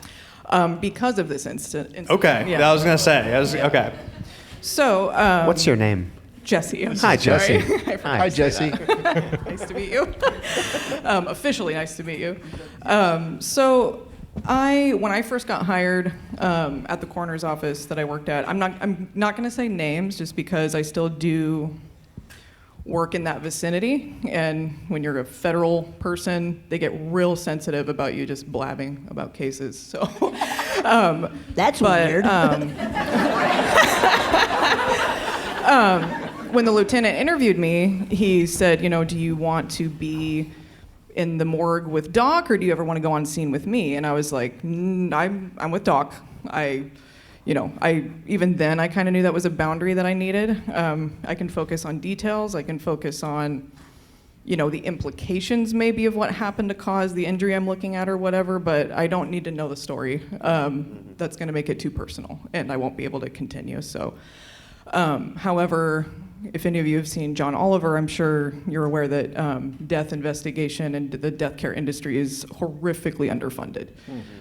So one day they needed my help on scene. We had no photographer, so I was already learning forensic photography. So I'm not going to say no. Like when your team needs you, you just go. So I went, and one of the things that I kind of want to give a trigger warning about, I'm about ready to talk about suicide. So the person that we approached was a man who had hung himself in his garage. And you have to understand, I think a lot of people criticize me when I've told this story, mainly other scientists, but that you were just in a spooky environment, you had personal connection. Both of my family members that committed suicide, it was firearm related. And I was literally the person in the last one that we had done putting the skull back together so that we could do trajectory, ballistics and that. So if I was gonna lose my shit, that was the time. And we were also, to do this job, you need a pretty dark sense of humor, which fortunately I have a malfunctioning limbic system, so here I am. And on the way there, we were literally talking about how we had not been to a good hanging lately. They've all been really boring. So, so we pull up, we get out of the car, we're joking around with the cop, who is an asshole, by the way, because he's a cop. And so I'm in the garage doing my thing, taking photos, and all of a sudden, here comes a UPS truck, and we're like, that fucker is not supposed to be here. So we kind of panicked because it's like, he doesn't need to see, we take all the trauma for everyone else. He does not need to see this. So we kind of scrambled in like a very clusterfuck way. I was separated from my partner, so I was stuck in the garage with it all the way shut, standing next to the decedent. And actually, and here's what happened. So I'm standing there. I'm actually irritated because I can hear the UPS guy like giving my partner his life story, and I was like, "We don't need that shit. You need to remove yourself from the crime scene. Thank you." So, bodies make noises sometimes because of gases trapped. This man was, for anyone who doesn't know, it takes around 24 hours for rigor mortis to enter the body and another 12 for it to exit. So he was, like, it was definitely, he was not in full rigor yet. He made like a groaning noise, and I just went, "Me too, buddy." Right after that, I got really intensely overwhelmed with what I've heard people describe as a panic attack. I've had panic attacks in school. You know, studying to do what I'm doing is very difficult. So I've had auditory panic attacks where I can't hear anymore. Like, you'll be talking at me, and all I hear is ringing, and I can't hear what you're saying. I've never had chest pain. I've never had rapid breathing. But all of a sudden, I felt like I had swam too far to the bottom of somewhere and was looking at the surface and knew I wasn't going to make it to the top to get air again. And I wanted to die. I wanted to kill myself. And I can't explain how that materialized in literally like the blink of an eye. And then all the hair on the back of my neck stood up, and I was like, not looking at him, but like something in the corner of the garage. And I was like, anybody that feels presence, like not even necessarily ghosts or anything like that, but just like anybody in the room, like your friend, whatever, it's always like this fluttering on the periphery of your senses. That's what I was feeling. And I knew that there was somebody in there with me, and not only was he in there with me, now he's like affecting me. And so I don't know what it feels like to want to jump from a burning building, but those are the things that I can attribute that to, just absolute desperation. And then the more that I stood there experiencing it, the more like all of these things just kind of started filtering like into my head. It wasn't like words being typed, it wasn't speaking, it was just 1 minute was not there, the next it was. And I was like, he was an alcoholic, and I need to find evidence of that in some capacity. And which I was doing what cops do that I don't like. I'm letting my theories guide the evidence rather than the reverse. So it couldn't have been more like than a couple minutes that was happening. I felt like I was trapped in there forever. And finally, when the door went up, I immediately looked over. There's no one there. It's just him. So now I'm panicking because I'm like, I don't know what's going on with me personally, but I need to be who I need to be for my partner. So I continue photographing. And then I walked into, like, once we finished that and like removed him from the ceiling, I walked into the house with purpose, which, I mean, like I was looking for something, and I immediately went to the couch and I found a notebook, and it was all, it made me so sad because it was Alcoholics Anonymous writings and stuff like that, and like seeing him be, in his writing, be very hopeful and then desperate again and then hopeful, and then finally it stops and he's in the garage. So that was traumatizing. I didn't want to cut him when we got him back. I did the intake, and he was still, like I said, rigor was very slowly setting in. In order to fingerprint somebody that's in rigor mortis, you have to like pry their fingers open. It's really creepy because you can feel it almost like it's breaking, but all you're doing is breaking rigor. So when I was fingerprinting him, my partner could tell that I was very weird. I wasn't joking with him like I normally was. So he kept asking if I was okay, and I definitely wasn't. So I was just like, I don't want to cut this man. So I exited, obviously, that situation. They thought it was weird. I thought it was weird. The next 2 weeks, I felt like there was something just constantly with me. Like kind of like what you would expect from like a person who is going through like really clinical depression. I lashed out at cops 24/7. Like one of the worst ones that I think I'm lucky I didn't get fired was a woman had gotten in an accident and we were retrieving pieces that we needed before we could open the freeway again. And I started yelling at the cop that was helping me because I was like, I am missing a very specific section of the brain and I cannot go back to the morgue without it. So I'm gonna need somebody to help me facilitate that. He was angry at me because he wanted to open the freeway again. So he went over like into the corner in like the area that I think trajectory-wise where it would be. So he retrieves it, hands it to me and very aggressively says, I'm disturbed that you knew that was missing. And I was like, I'm disturbed that you appeared to have some of yours missing as well. So I was just like, so that's the level of lashing out at people that was happening all around me. I was just like, apologies kind of. Again, he was an asshole, so I don't have to care about that one. But so eventually it just got to the point where I woke up one morning and I'm still feeling this way and I can't make it. I woke up and I was like, I have to crawl to my vehicle because I can't keep going like this. And so I remember like I was laying on my bed, just kind of like bent over like that with like my hands on my chest. And for some reason I just felt like I was already talking to him in my head, like saying things. And I thought maybe because I was vocal first when we were alone in the garage together, maybe if I'm vocal a second time I can fix this or something. So all I just said was, you're hurting me, dude. You have got to let go. Like find some way to just let this go. And weirdly enough, and it wasn't immediate, but over the course of that day, it felt like somebody was taking a wet towel like off my head that I'd been underneath for I don't know how long at that point, obviously probably since the garage. And that's kind of, that's the story.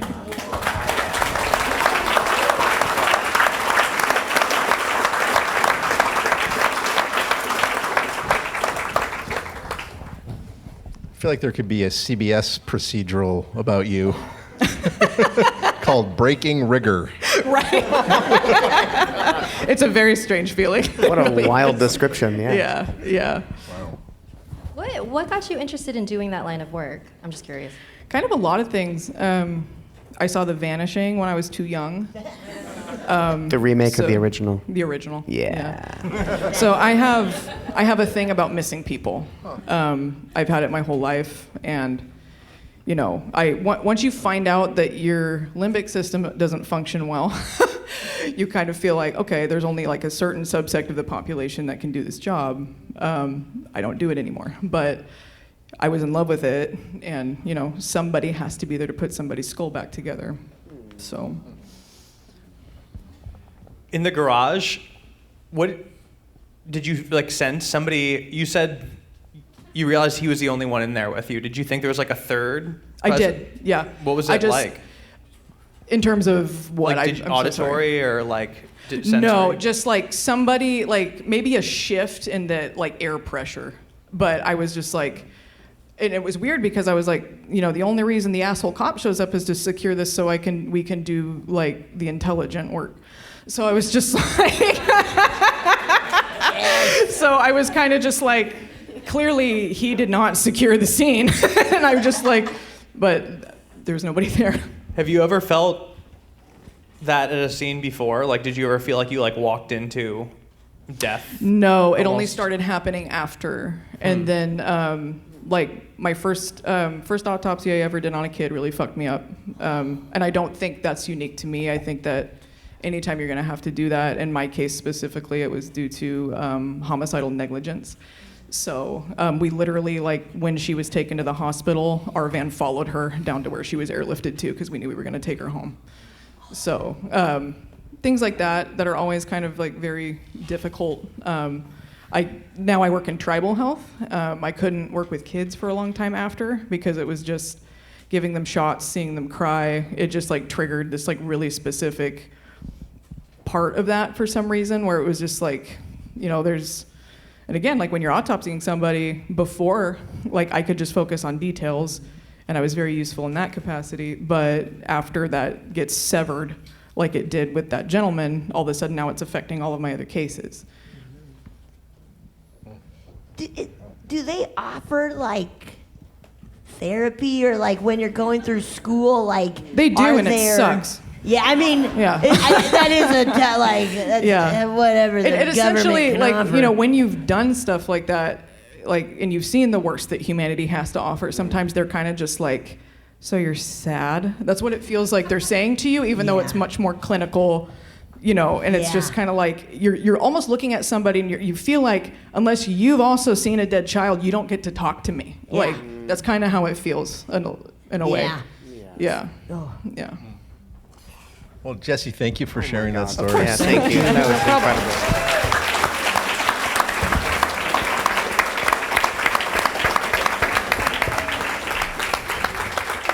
All right, who's next?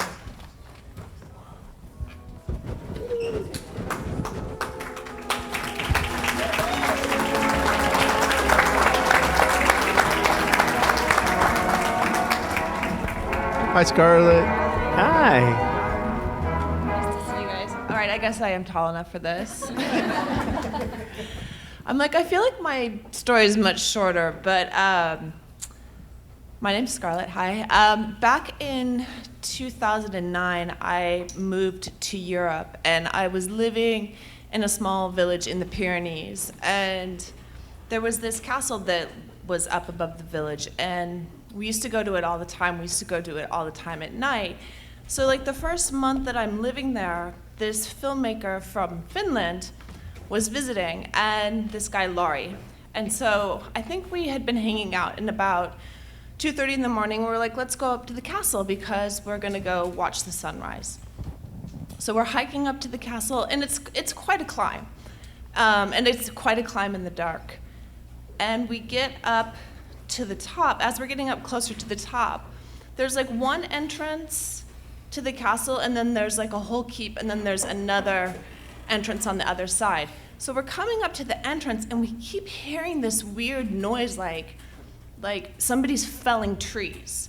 And like we're making jokes about lumberjacks and, like who the fuck is out at 2:30 in the morning doing this? And as we get closer to the castle, I was like, that's really weird. They're on the far side of the castle, which is the sheer side of the castle, and we keep hearing this like thump, thump. And I'm like, I don't know what to tell you. Like maybe somebody else is up there.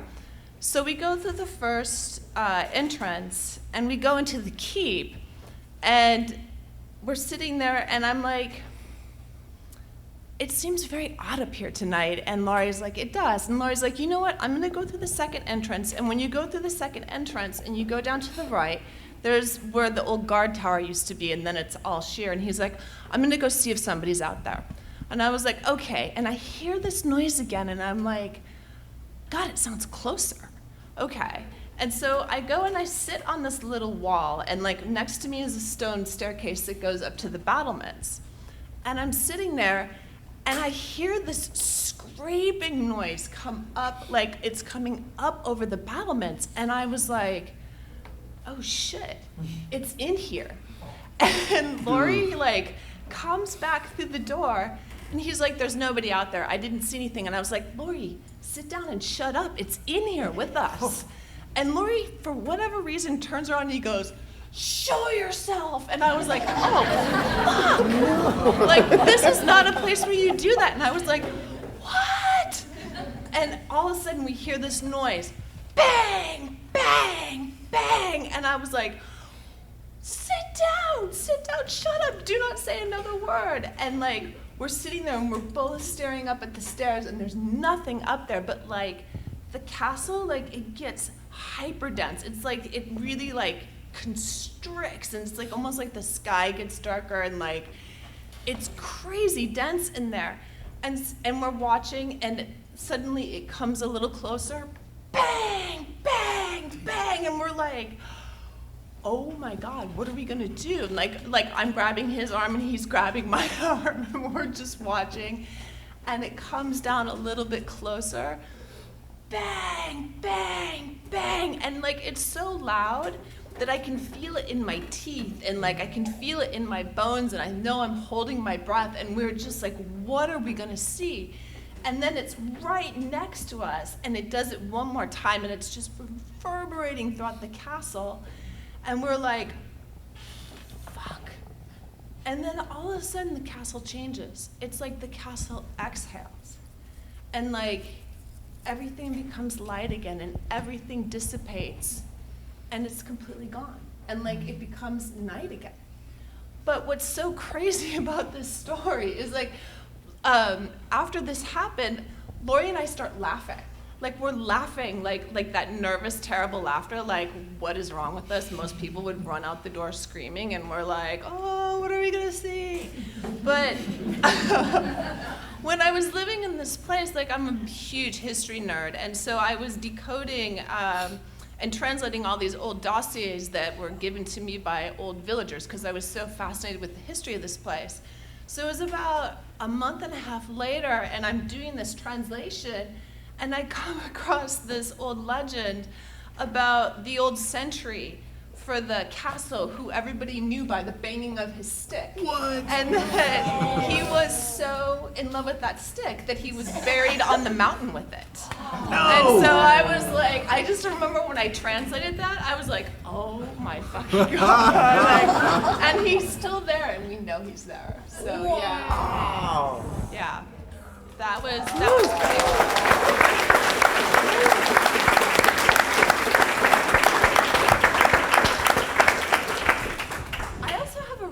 doll story. It's really short. Can I tell it? Yeah. So over at the Cricket Path, which is in Burbank, they got this doll, Evoe, who, when they inherited her, she's a problematic doll.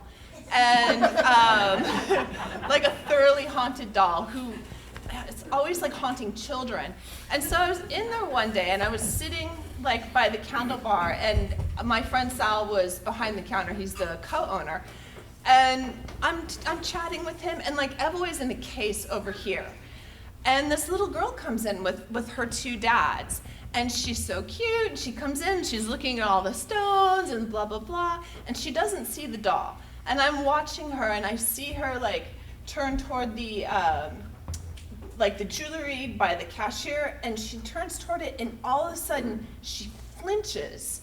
And she looks over her shoulder where the doll is, and she screams bloody murder. I mean, you could see something literally grab her. And she, and she's screaming and screaming and screaming. And so her dads take her outside, and I go running outside, and I'm like, are you okay? And they're like, she's like a horror kid. She sleeps with a Chucky doll, you know? Like, we've never seen her do this. And she looks at me, and she goes, she grabbed me, and her face is really ugly, and that's not her face. Oh. And I was like, what do you mean? She's like, the doll. And I was like, guys, you're gonna have to do something about this doll. You're gonna have to calm her down a little bit. So yeah, I just wanted to That's not her Was the doll innocent looking, or was it scary by default? I wanted asking for you. It's actually not scary looking. That's the bad thing. Yeah. She's intimidating. You're right. Looking. Oh, she is scary looking. No, well, she has a presence about her, but she's not like Annabelle. Aren't all so dolls scary looking? Yes. They're all pretty nasty.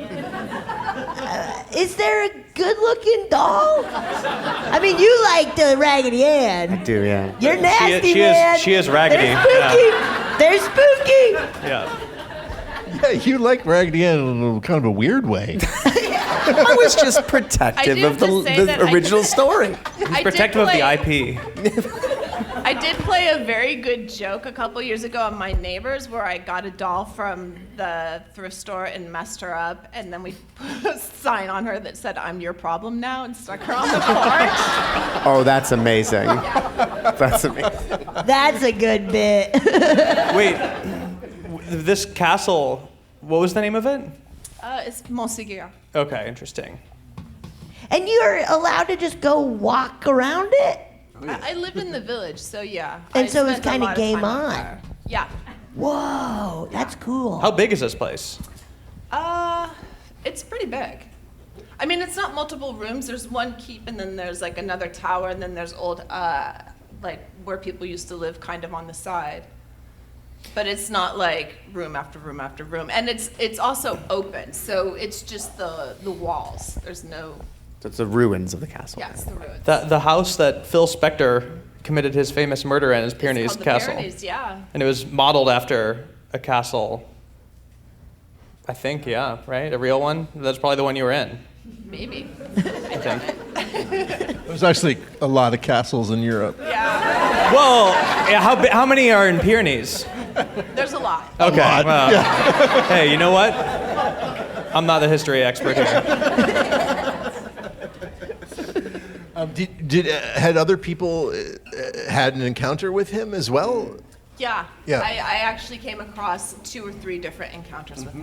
Wow. Yeah. And the same thing with the banging with the on stick. Amazing. And one was like from the 50s, and another Oh, wow. one was from the 70s. So yeah. Did you say they buried him with the stick? With the stick. Wow. That was like the craziest thing where they're like, and he was so in love with that stick, and he was so good at his job that they buried him with the stick. And I was like, And what is the function, like the utility of the, like when he was alive and had the stick, what is he doing? so I think with- it's kind of like the banging, like when you're the sentry, like everything's okay. Like here I am coming up on the thing. Oh, so it's not like it seemed No, aggressive when you were hearing it, but. Well, I also think when Laurie turned around and said, "Show yourself," that it was like, okay, you want me to show myself? Yeah. Here I am. Whoa. Yeah. Interesting. People think this is just like small town myths and folklore, but then you fuck around and find out. Scarlett, thank you so much. Thank you, Scarlett.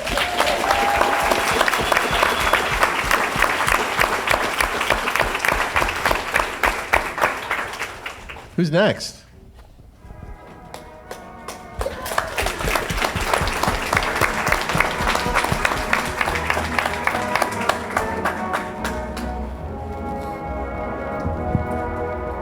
Hi, I'm Pamela. I'm the guy with the stick. No, I'm actually the blonde girl from the second guy's story. I distort clocks. I don't know what's so weird about that. Like, I would do it, but there's no clock here. So anyway, so hi. Okay, so I'm going to start by talking about the most haunted thing that I can think about, and that is family dysfunction. Anybody else? Yeah, raised in family dysfunction? Hell yeah. So I was raised in family dysfunction, and it's okay now. Like, my family and I, we're all working on it in our own different ways. Like, for instance, I go to therapy, and my family, they all died. So, it's just like... It's just different approaches is all, really. So I bring that up because today is actually truly the anniversary of my dad's death. And I always thought that was weird that he died the day before Halloween. And I think the weirdest part about having him die the day before Halloween was having to dress like a slut at the funeral. That was really hard on my mom. She hated when I borrowed her clothes, so I'm so sorry for this, you guys. Anyway, so I swear I'm going somewhere. So the one time I saw a ghost, it was actually at the Comedy Store, which is, like, if you don't know, the Comedy Store is, like, super haunted. Did anybody know that? All right, everybody knows that. Cool. So if, like, the one person who doesn't know, like, the Comedy Store is really haunted because it used to be a nightclub run by the mafia in the 30s, and they actually would kill people in the building. I know, it's hilarious, right? And, like, also, it's like the location of so many where so many comedians' dreams died as well. So it's like just so haunted, But anyway, so I'm at the Comedy Store. I'm gonna do a set, and I should let you guys know, like, I was in a weird headspace, because I had just broken up with a narcissist, and if you don't know, can we talk for a second? Like, there's nothing scary. Like narcissists are so much scarier than ghosts. I don't know if any of you know that. Yeah, you've all met narcissists. Like, I've never been gaslit by a ghost, right? call me crazy, and they do, right? But I prefer a nice, silent demon at the foot of my bed to covert manipulation. So it's just what it is. So anyway, I just had this crazy breakup, and I'm at the Comedy Store, and I'm like going up the back stairs to go up to the showroom, and as I'm walking up, I see a woman standing at the top, and she had long black hair, not blonde, and she's long black hair, wearing like a really short dress. And my first thought was, oh my God, my ex would love that slut. And then like, as I'm walking up the stairs and I get closer, she just like disappears into the air. And I was like, okay, that's weird, but definitely couldn't be a ghost because ghosts are Victorian and not modern sluts. So like, it's not a thing, right? So I go into the green room and I'm like writing my set, and then this other comic comes in and he's sitting like facing out into the showroom as we're talking, and his face just goes pale. And I was like, hey man, what's going on? And he says, oh my God, I just saw a ghost. And I was like, okay, I just saw one like a few minutes ago. I wasn't gonna say anything because I sounded crazy. And we just like look at each other and we scream and we run out of the building. And then we have to go back inside because we have to do our sets, and like living or dead, an audience is an audience, you know? So like, we still did our sets, but you know, I don't know what any of it actually means. I know like a ton of people have seen ghosts there, and these are like people who don't believe in ghosts have seen ghosts there. I mean, they do drugs, but that's besides the point. So there's like a lot of ghosts. I haven't seen anything since, but I do put crystals in my bra before I go there, so that might be why. That's a pro tip. So anyway, like I said, today is the anniversary of my dad's death, and I have begged my parents to haunt me, and they never have. The only way they continue to haunt me is by my pattern of continuing to date narcissists. But don't worry, I am hopefully going to meet a nice sleep paralysis demon in my dreams and settle down very soon. So let me know if you know of any. So thank you so much.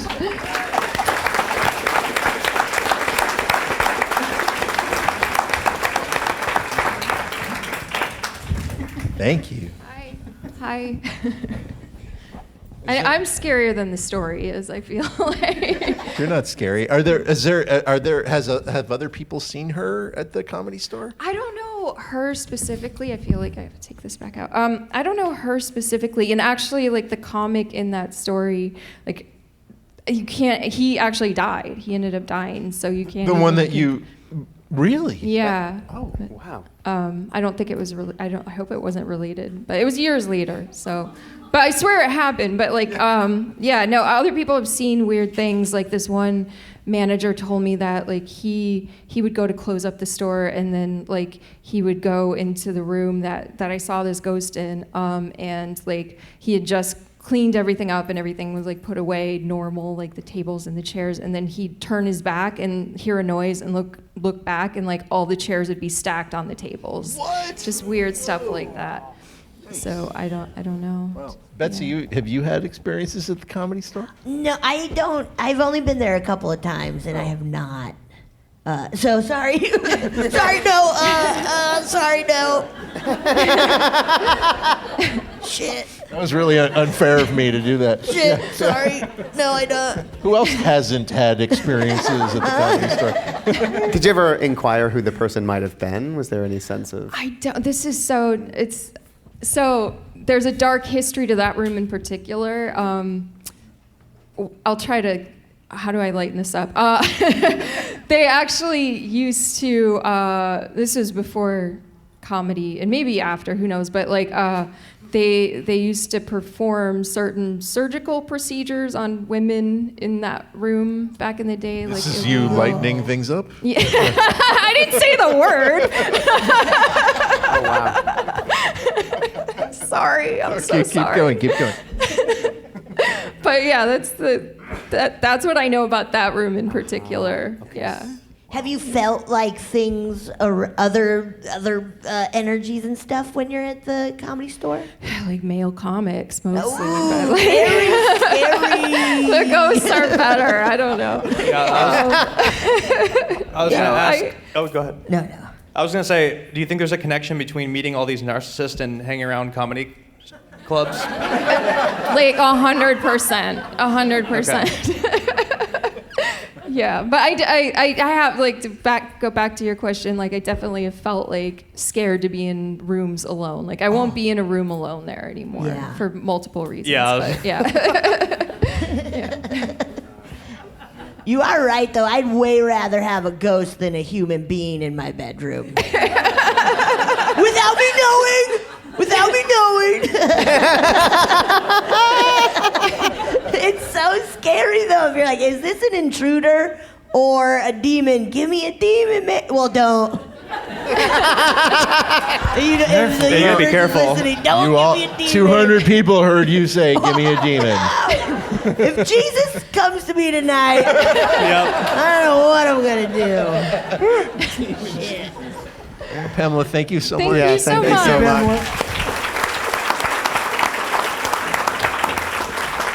This is okay. That was the first one. Like, I wasn't sure if these were just like truly random people off the streets telling stories. I've been very impressed with everybody's skills so far. I'm realizing now some of them are performers that are talented public speakers. You know, stay on the. It's not cheating. It's not cheating. I'm impressed. He's trying to, don't let him believe. The stories aren't made up, right? Well, and by the way, we got a lot of really amazing submissions, and I think maybe there's some folks here who submitted that were not asked to participate in, and it's only because we really were looking for stories that had a beginning, middle, and end, which they don't always. No, it's hard. Well, that's the thing about ghost stories, yeah. Yeah, exactly. So these are all very talented storytellers, and also have stories that are very have a very satisfying. They're hard to tell. Yeah. These are hard stories to tell too. I mean, Very much so, yeah. I listen to people tell them every day. It's like they're complicated. Sure. So it's impressive. Well, you guys are all doing a very good job. It's the thing of like sitting around a. Yes. I think we have one more as well, right? We have one more. Yeah. If you have one of those ghost stories that doesn't wrap up, you can tell them in the confession booth. Alien priest. Priest, who is not me. I don't know why you. So I think for our final story is from someone who works here, and Alex, are you? Oh yeah. Hey. Ooh. Yeah. Nice T-shirt. Hi, everybody. I'm Alex. I'm a programmer here at PRS. I feel like I'm going to go into my intro spiel reflexively. But yeah, thank you so much for having me. I should start by saying I grew up having a lot of paranormal experiences. The one I am going to tell is the most terrifying that I've had. Until maybe last night here, by the way, and we'll get to that. Well, I'm not tied, but pretty fucking scary. Disclaimer is I did not tell this story for a very long time after it happened. It happened in 2002. For a long time, I would not share it. One, because, and I'm sure this is very common, I doubted my memory. I doubted my senses. Yeah. How could this have possibly happened? And I tried to kind of explain it away and block it out. Two, it sounds like a movie. It sounds absolutely fake. And I didn't want to share it with anybody who I didn't trust and who didn't trust me, who might be skeptical. So I shared it over the years. But then the other thing is, I had like intense body trauma around it. I would share it and I'd start to tear up and I'd start to like shake. So I only did it in like safe company until I started working here, actually. And people that work here or are drawn here are obviously very open-minded about what's beyond the visible, what's beyond the veil. So it's been wonderful to be able to share it, and I want to thank you for giving me the opportunity to do so here too. So, 2002, I was in my first relationship, a long-distance relationship. This is the AOL AIM days. I was in New Jersey. By the way, I grew up in a house from 1780, so a lot of paranormal experiences there for another time. But I was in New Jersey. She was here in LA. And I finally came out to visit, and she was looking for a new place. And she went apartment shopping and looked at this place in the Pico Union area. really fucking weird place, okay? It had been abandoned and in disrepair for a very long time, and this family moved in to manage it, to take it over. Mexican immigrant parents, 4 daughters, and the way that they were funding the renovations was they were renting it out as they went.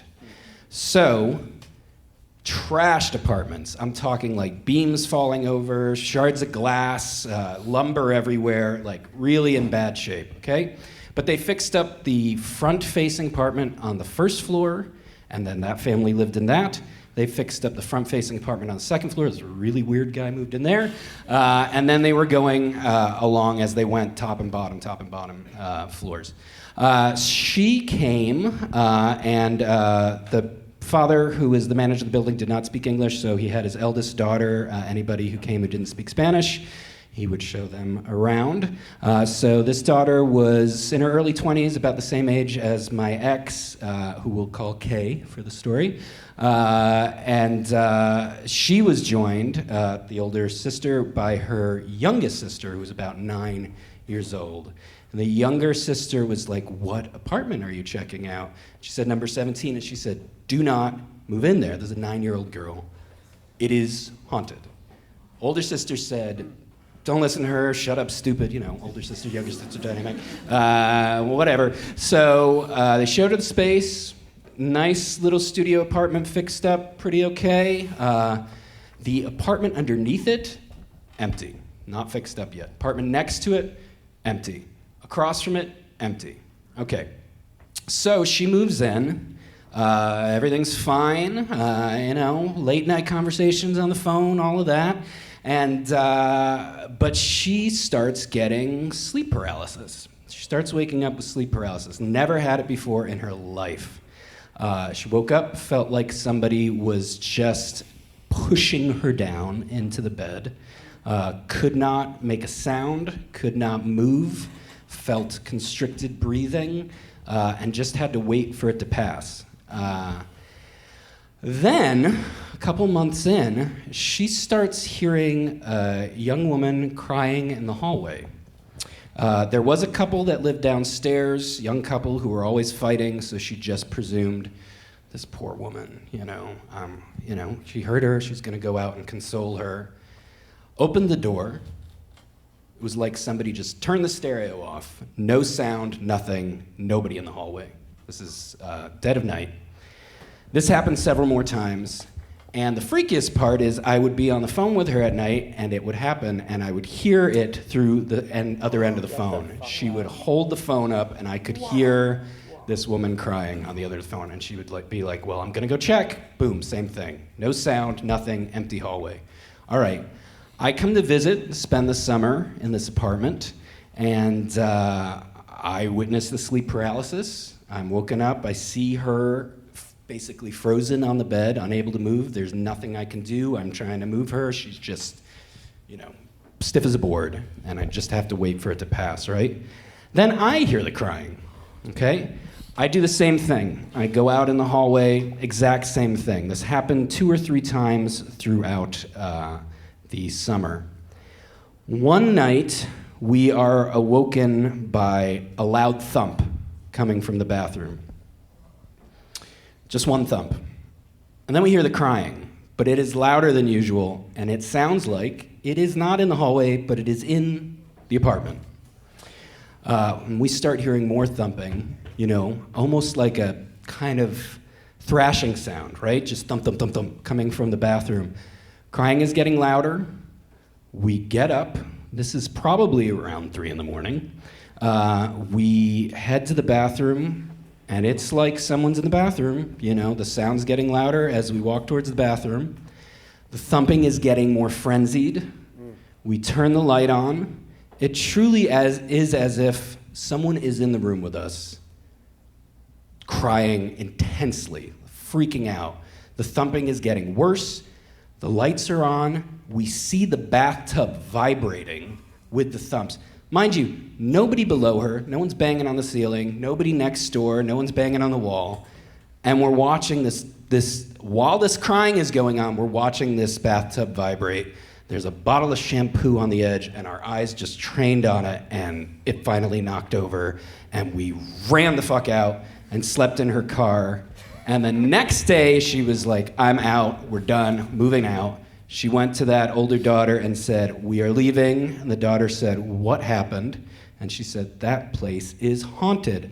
Did not tell her what we experienced, just said, that place is haunted. And that older daughter said, yeah, this young woman who was pregnant was drowned in the bathtub by her boyfriend.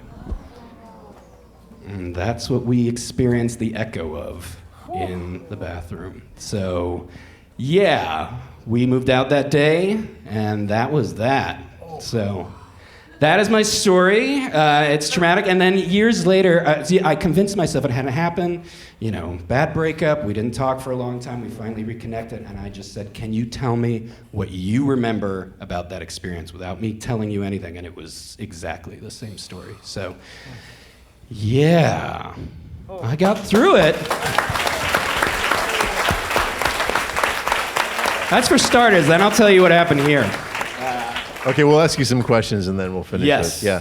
First of all, what did K stand for? No, I'm just kidding. Funny enough, her name was Kay.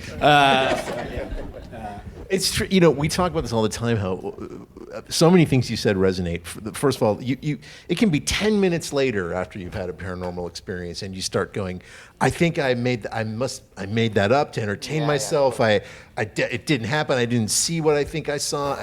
You just immediately start undermining yourself. I know exactly what you mean.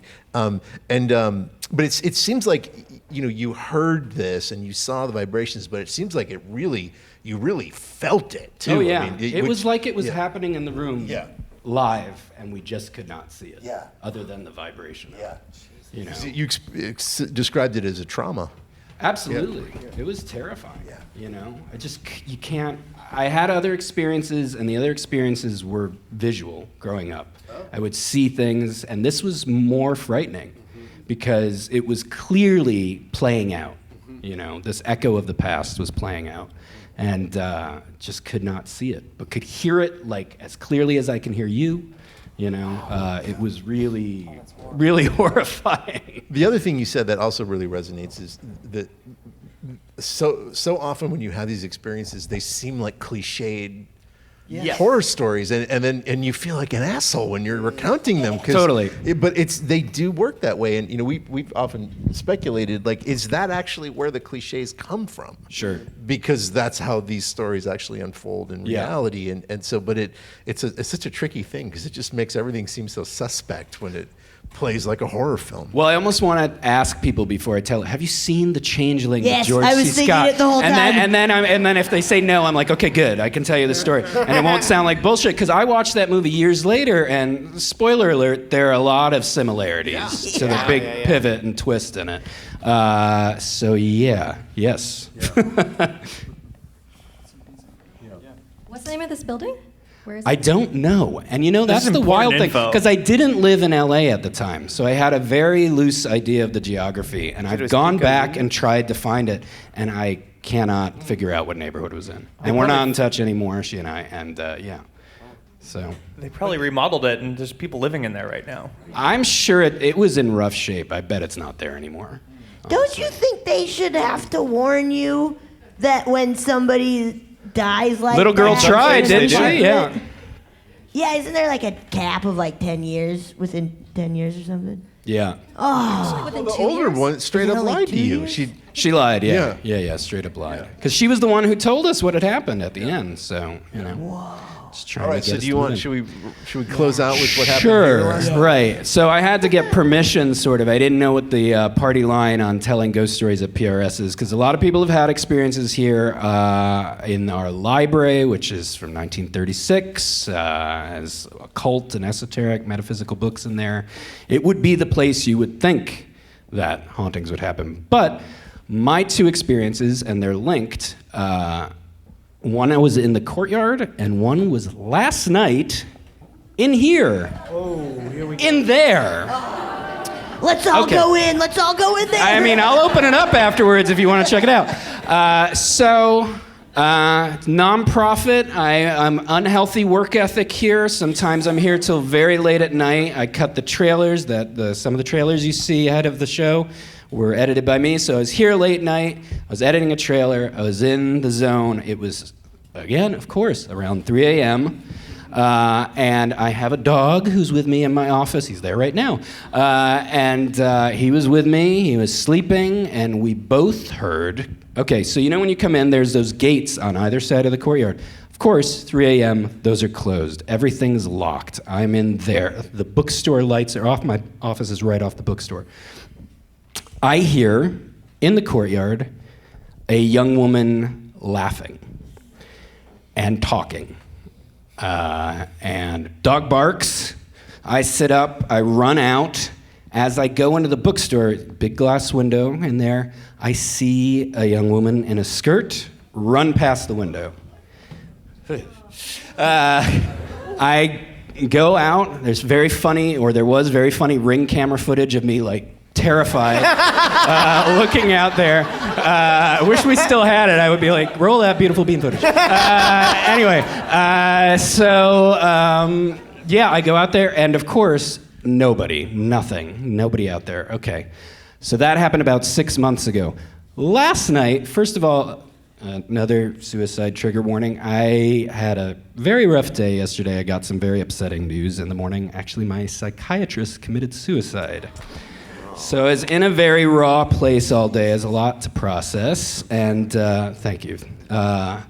But, you know, when you're experiencing that, as somebody else said, the veil is pretty thin. You're kind of vulnerable to experience. Our evening screening ended. We were closing down the auditorium here. All of these overhead lights are, the switches for them are in another room in the back, right? So they're all off. The lights that were on when you came in, these track lights and this ghost light there, the only switches for them are in here, okay? So all those lights are off. This is all that's left. I'm closing down. We're almost done in here. All that's left is for me to turn those lights off. The closet is dark, no light in there. I turn them off, and as soon as I do, standing in this darkened closet, I hear, again, a young woman's voice right behind me, whisper in my ear, and all she said was, "Now." Holy gross. Gross. And there is ring footage of this from last night with me walking like stiff as a board, slowly out of the auditorium. I believe it's the same person that I saw that night. What's really was frightening to me about it in a weird way was it was not 3 a.m. There were still people in the courtyard. There were, in fact, people walking by this. There's a door off this closet to the courtyard. There were, in fact, even people walking by. So I know that it wasn't somebody outside because I could tell the difference in the sound of someone walking by and having a conversation and someone in my ear whispering. So yeah. I should say the auditorium, actually, this library where you'd think I'd get spooked, I'm in there with the lights off frequently. I don't feel anything.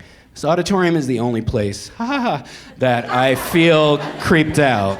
So Summon her right now. There you go. Can we summon her? That's what we're going to do? We're going to take a turn? I gotta go. That's happening. Could you kill the lights? That's an incredible. Have you checked the ring footage for the girl in the courtyard? Yeah, nothing on the ring cam.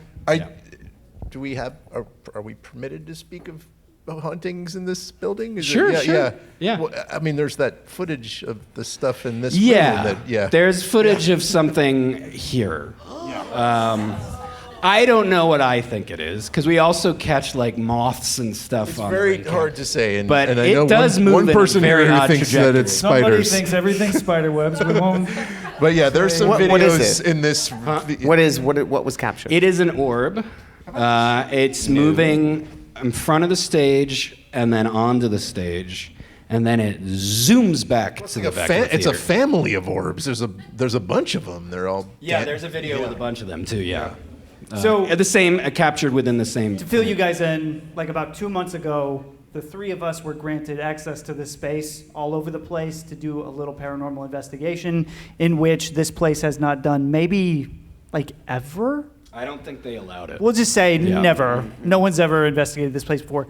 We did, and so we have some footage. And in fact, like we, really kind of discovered that this room seems to be the most It's not our active, footage. potentially. It's no. It's footage that was captured. Supplied, Yep. yeah. Last year or 2 years ago, I think. I think it was 2 years ago. Yeah, but there's before my but time. there's this little orb is seen all over the building. Like it's in that's the news to me. There's one in the bookstore. There's one in the library, and then there's like Oh, boy. 3 or 4 in here. Yeah. So yeah. All right. Yeah. Thank you. How often are you here by yourself late at night? Again, bad work ethic. I'm here late a lot, off the clock. Yeah. So maybe after last night. I was gonna say less so. that's gonna stick with you for a while. Yeah, I had to have it a certainly coworker. would with me. I don't know. Yeah, I had to have a coworker come and look with me like, let's just make sure there isn't actually somebody in there.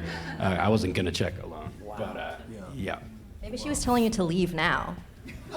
I'd like to believe that's the case, but there's so many things that could mean, Spent a lot of time sleepless last night trying to figure out what the hell that meant.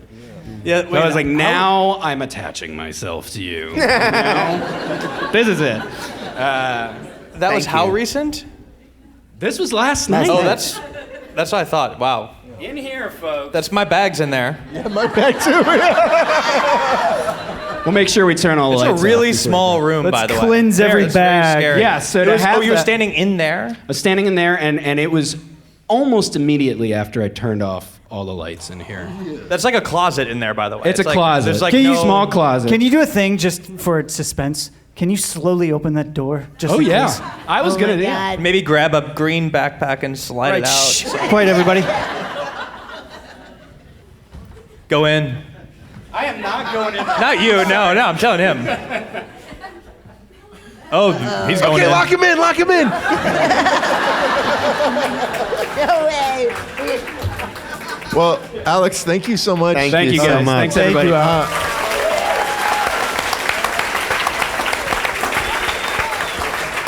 I will.